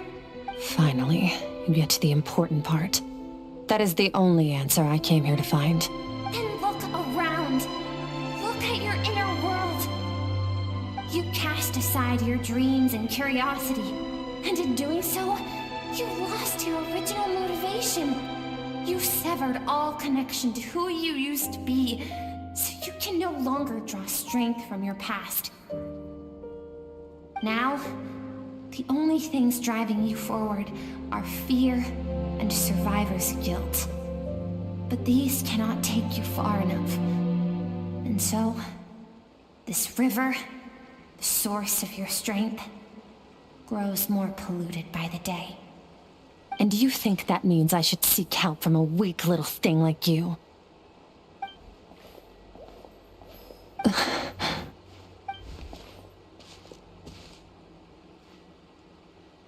Thank you for saying that. I knew bringing you here would be the right choice. To be honest, I'm not here to argue with you. This isn't about who's right or wrong. And in fact, I agree that in order to make it through the wake of that tragedy, we had to distance ourselves from the pain through reason over emotion. But what is right at one point in time isn't always right forever. I know you will never forget that fire. I know the fact that you were the sole survivor fills you with guilt. And I know that among the voices that haunt you, mine is there too. Because deep down, you know that you didn't turn out to be the person you wanted to be. All those unfulfilled hopes are like knives to the heart.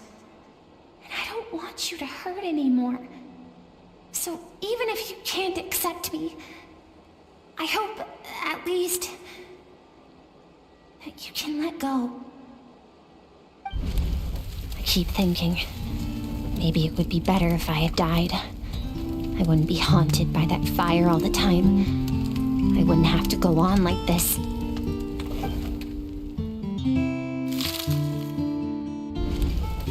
Dad and I, we're not afraid to stare death in the face, but we need you to survive.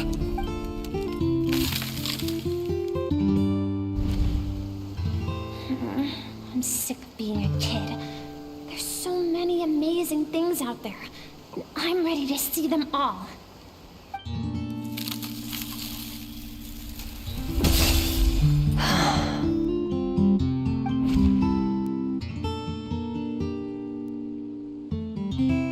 I remember. There was a song Mom and Dad always sang when we went out to fetch water. Dancing water.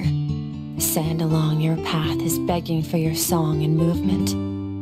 Will you carry this burden with you on your journey? I am not the dancing water, and you are not the burdensome sand.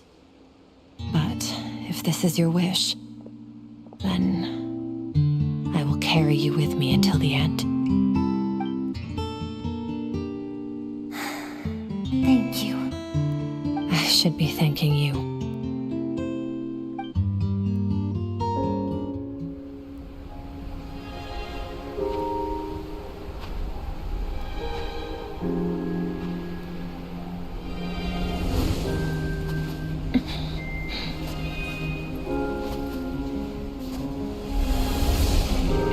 Run, Skirk, run! Remember, leave no one alive! Heed my words, Skirk. Let fear take root in your soul. Did you survive? Why was it only you? Skirk, did you become a positive light in this world?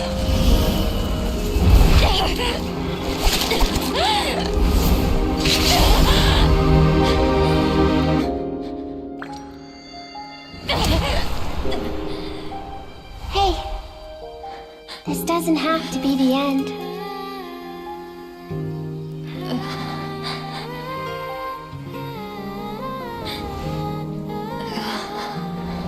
Life is a gift. Don't let darkness claim it.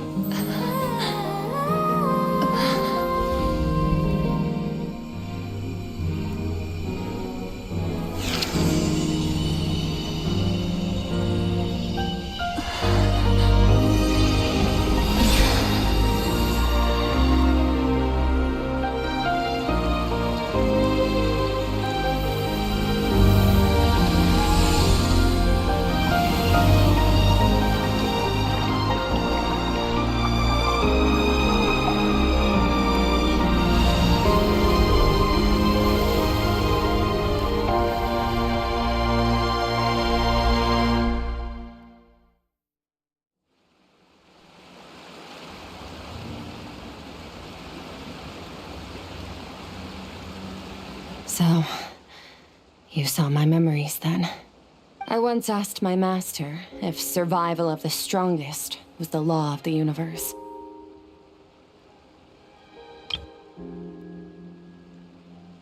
He said no, but in a world without order, those with no moral boundaries tend to be the ones who survive.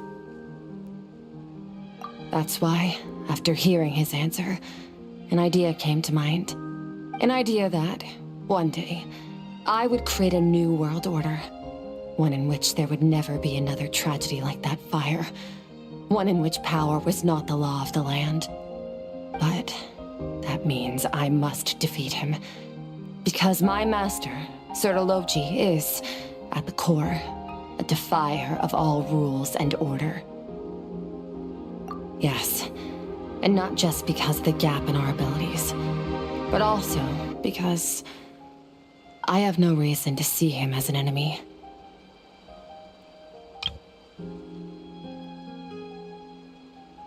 Although his decision to train me was not made out of kindness, he did everything a master should. He saved my life, taught me the sword and the principles of strength. And for that, I respect him. I know, and it's not something I want. But Master never goes back on his word. I have to treat everything he says as a promise. He's no longer into that. but he sends me messages through the Abyss every now and then. Most of them are simple greetings, or an answer to one of my questions. Every time I hear from him, my heart skips a beat. And I wonder if this is the moment where he'll finally appear before me and tear down everything I've built to pieces. Maybe that means I do live in eternal fear, just like he said. Yes, I respect him, but I'm also afraid of him. And for that reason, the pursuit of strength consumes every moment of my life. I don't know what Master has planned, but I have to be ready. Help me? Why? This isn't your fight.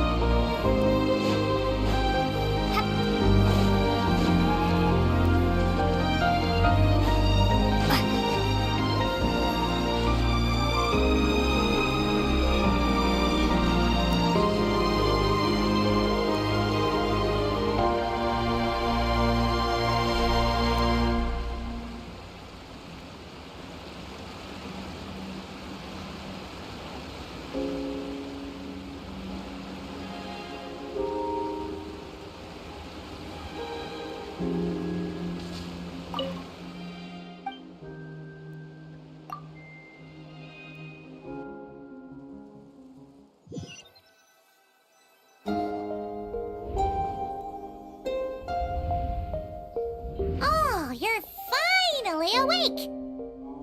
Honestly, Paimon was gone for like 2 seconds and then she comes back and finds you both unconscious? Oh, you scared Paimon half to death!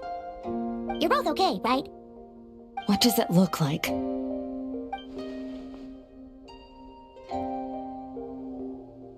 Only water from the source can cleanse the rot and filth that flows from the past into the future. I taught you to incorporate the experiences from your journey into how you fight.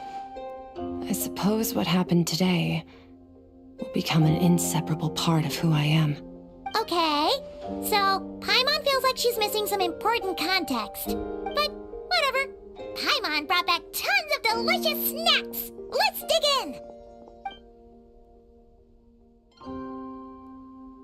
All right, it's about time we finished what we started. We're gonna deal with this thief for good, right? This time, I'm not going to tell you to hold back. But having digested even more power in the meantime, he's going to be tougher than before. The good news is, we have no reason to pull our punches this time. So, let's go. Same place as last time.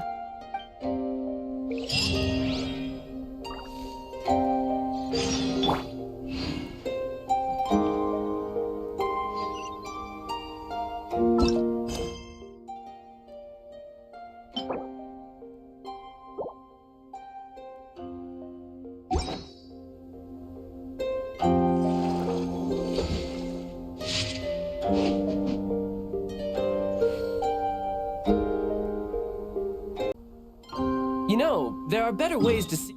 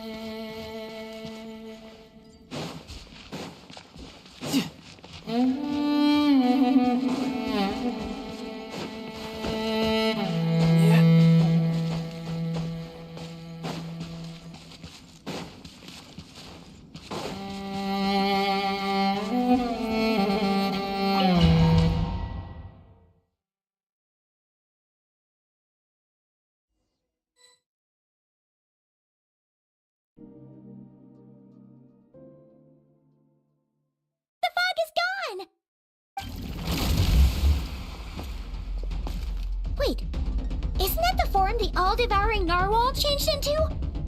How come he knows that, too? Really? So, you're telling Paimon that giant whale and this guy can both turn into the fowl? How does that work? It's a subconscious instinct. Any intelligent being who longs for his level of strength is bound to mimic his appearance. It's a natural response after encountering someone as powerful as Master. To them, he represents ultimate power. We know the person before us has encountered Master, and we know he stole a portion of my power. So it's not surprising that he would assume this form. Okay. Oh, the closer Paimon looks, the more intimidating it gets. Nervalette isn't here this time, so it's up to us. He won't have the nerve to steal again after we're done with him. Let's teach this guy a lesson.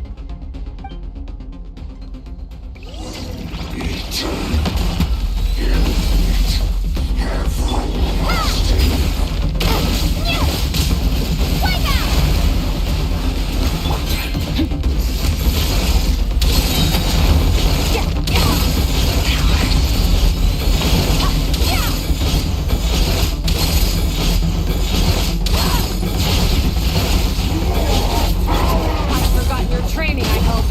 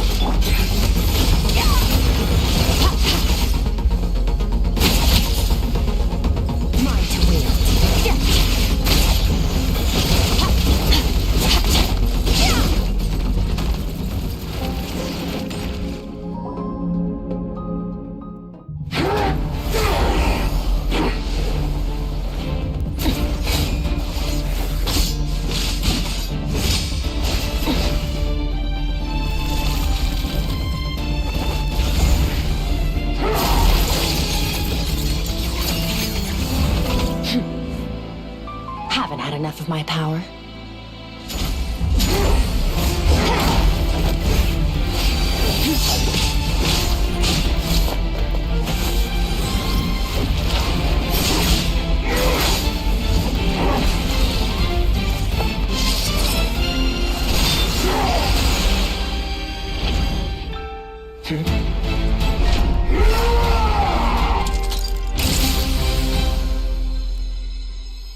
Well then, let's see how much more of this power you can handle.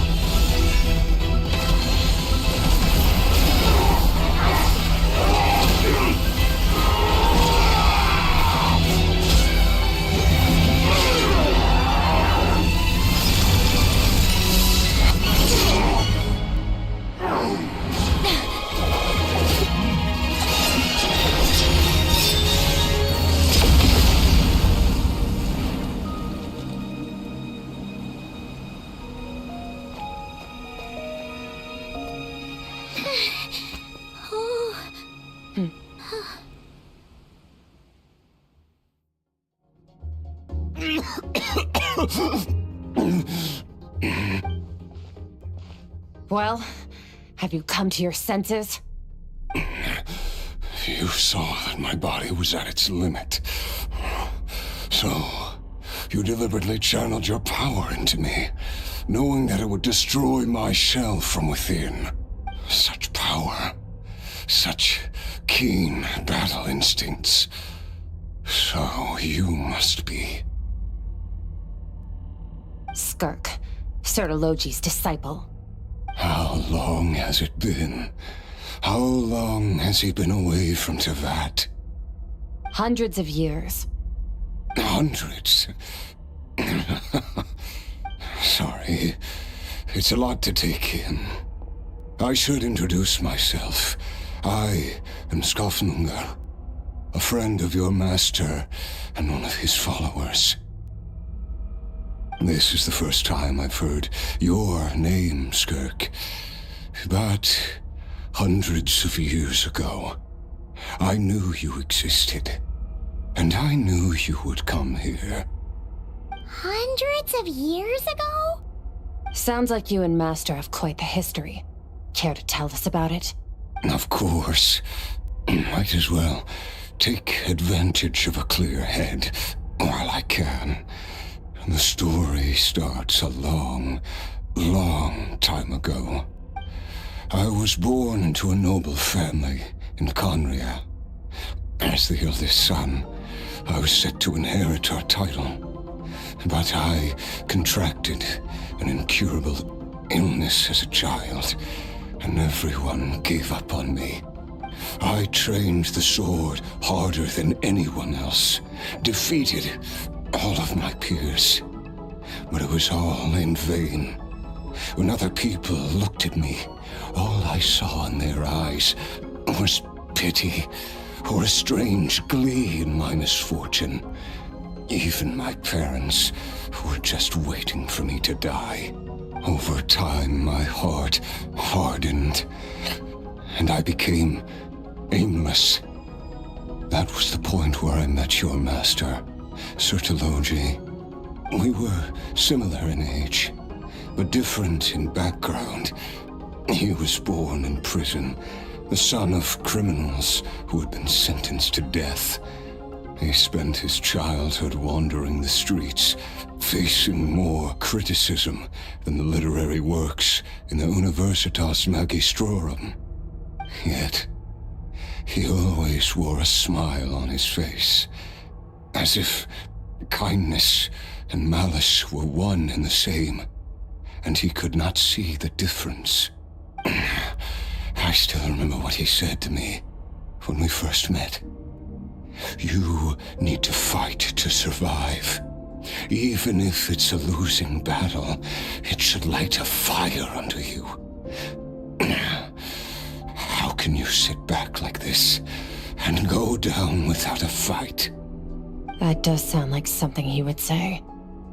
He was the first to acknowledge that I was worth something, and he inspired me to keep going. When we sparred together, it was the first time I'd actually felt the thrill of combat.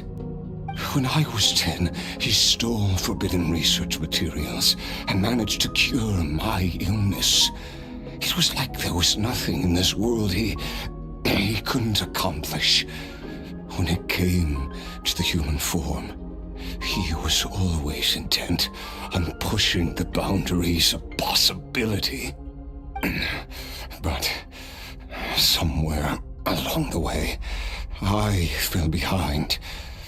My talents were nothing compared to his, and at some point, I realized he had pulled so far ahead, I was too embarrassed to even ask him to spar. After his grand endeavor was successful, he sought me out and said to me, "This planet no longer holds anything of interest to me, so I'm leaving. But first, I have an offer. I can use a power I have just refined to break the curse of immortality for you. Your death was once what we worked so hard to prevent. But the immortality you now face is a different kind of pain altogether." I'll pass. Immortality doesn't sound so bad to me. Since I can't die, it means I have an infinite amount of time to get stronger. Maybe I'll finally catch up to you one day, and we can spar like we used to. Are you sure? I cannot say when I will return. Your body, or rather, your soul, might not be able to withstand this curse. All I can do is try. After all, a wise man once told me, people need to fight for their own survival. Wise indeed. Nevertheless, if you grow weary of the pain of immortality, and wish to experience a good sparring match before you wither away, seek out my disciple. Disciple? Never thought I'd hear that word coming from you. Nor I. But Vedifenir said I was destined to find a disciple out there in the universe, and bring her to Tibet. You know as well as I, Vedifenir's prophecies are never wrong. Well, now I'm curious about who this disciple of yours will be. All Vedifenir said was that one day, the stars shall bow in her honor. Sounds pretty impressive. Of course. Only the most outstanding people would have the right to become my disciple. Still self-assured as ever, I see. But you're not wrong. I'll be leaving then. Oh, and if you were serious about getting stronger, I left you a little gift in the primordial sea. As I've said before, walk whatever path you want. Freedom means even the wicked get to make their own choices.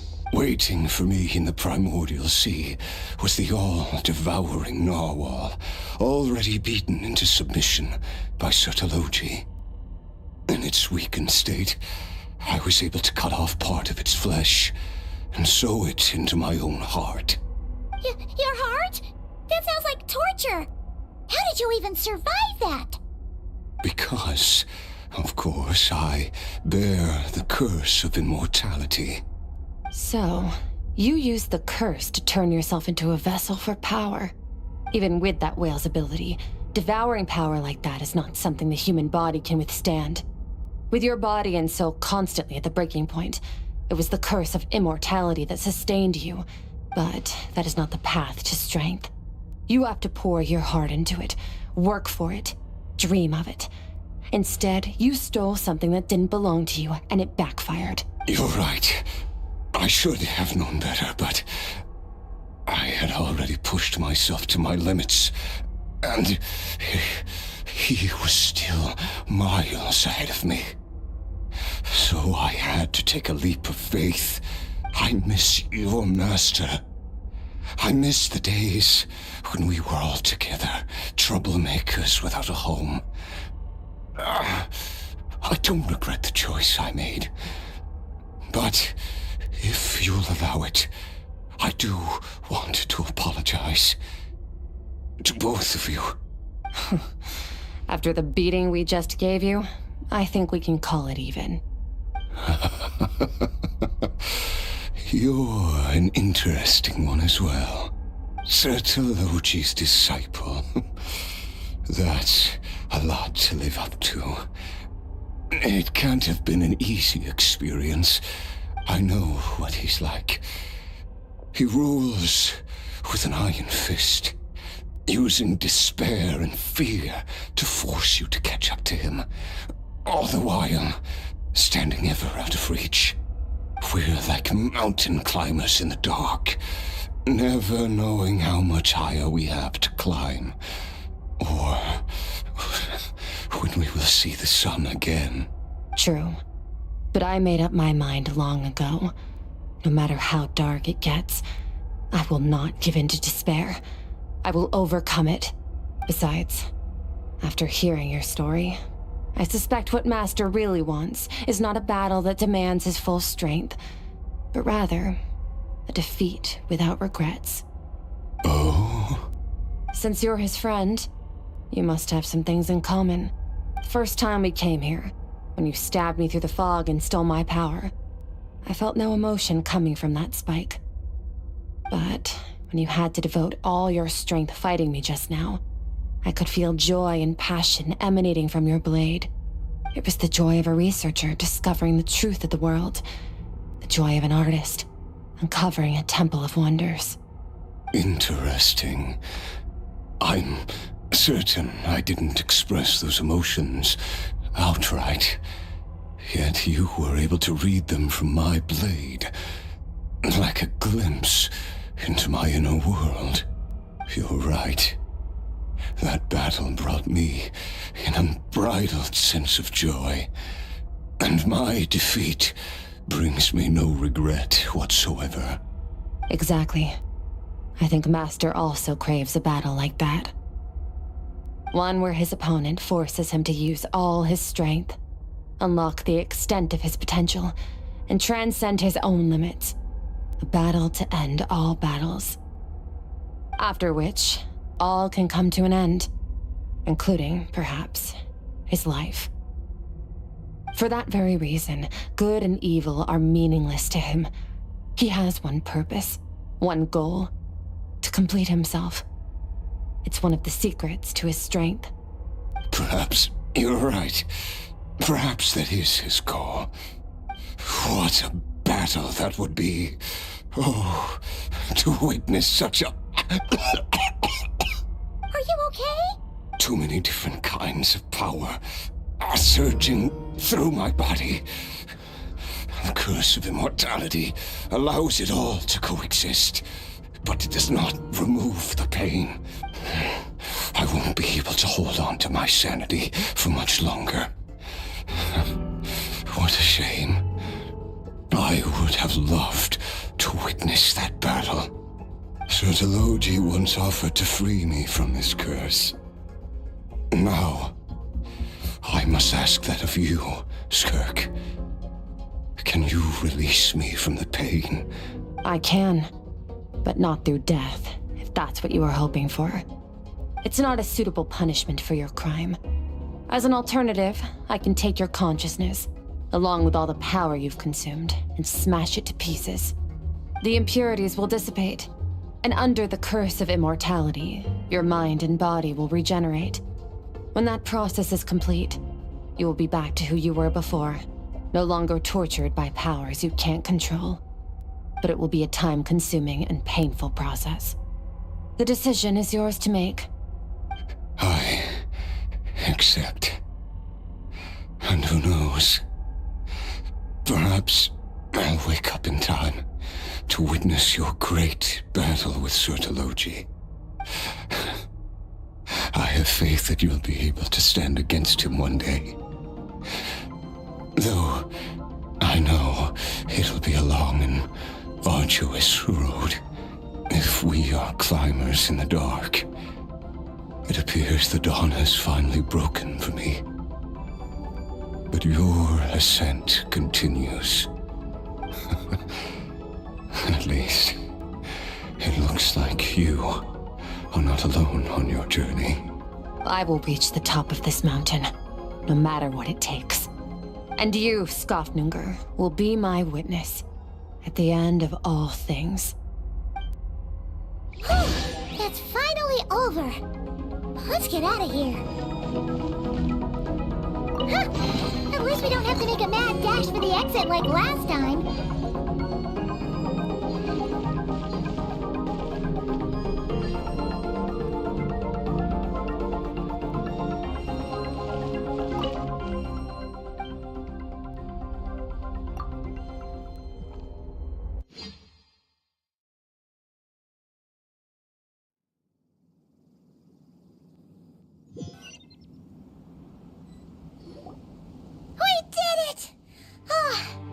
It's only been a few days, but it feels like forever. Once again, we've proved there's nothing we can't overcome. We're just that awesome. Wow, you sound even more confident than usual. Guess you really have become stronger. Today sure went by fast. It's night already. Oh wait, that reminds Paimon. The stars you mentioned, the ones that died out, are they back now?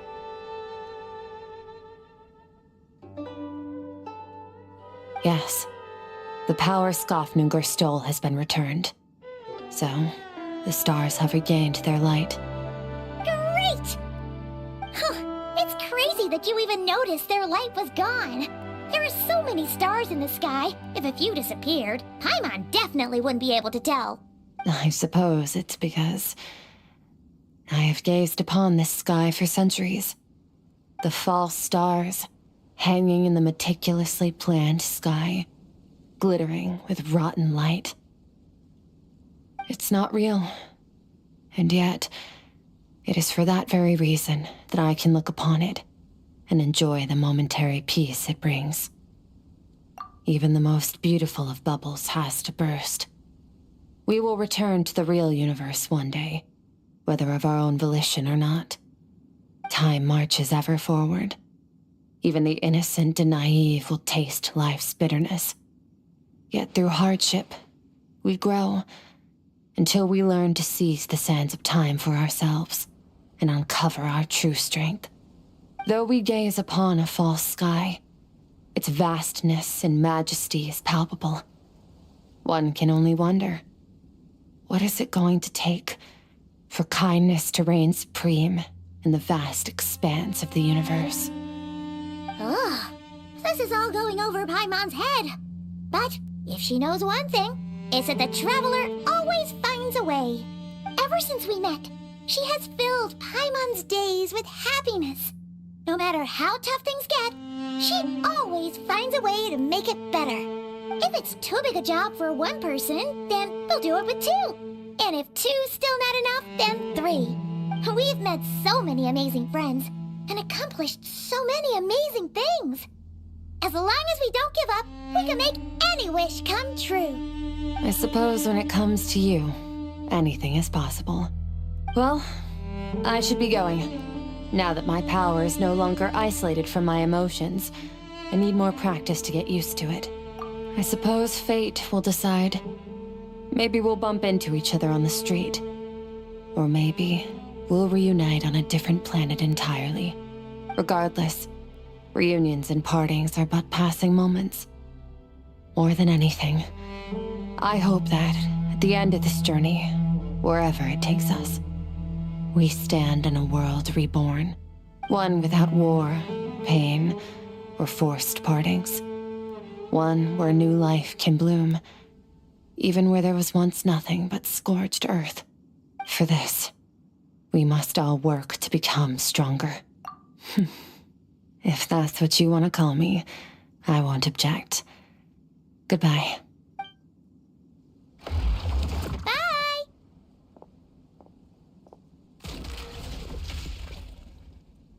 Is it just Paimon, or is she being nicer than before? We definitely count as friends after all that, don't you think? Hey, what do you think about camping here tonight? There's nothing quite like sleeping under the stars. Come tomorrow, we can continue our journey. Oh, and since Paimon treated you to that super nice meal at Wanmin Restaurant, it's about time you returned the favor.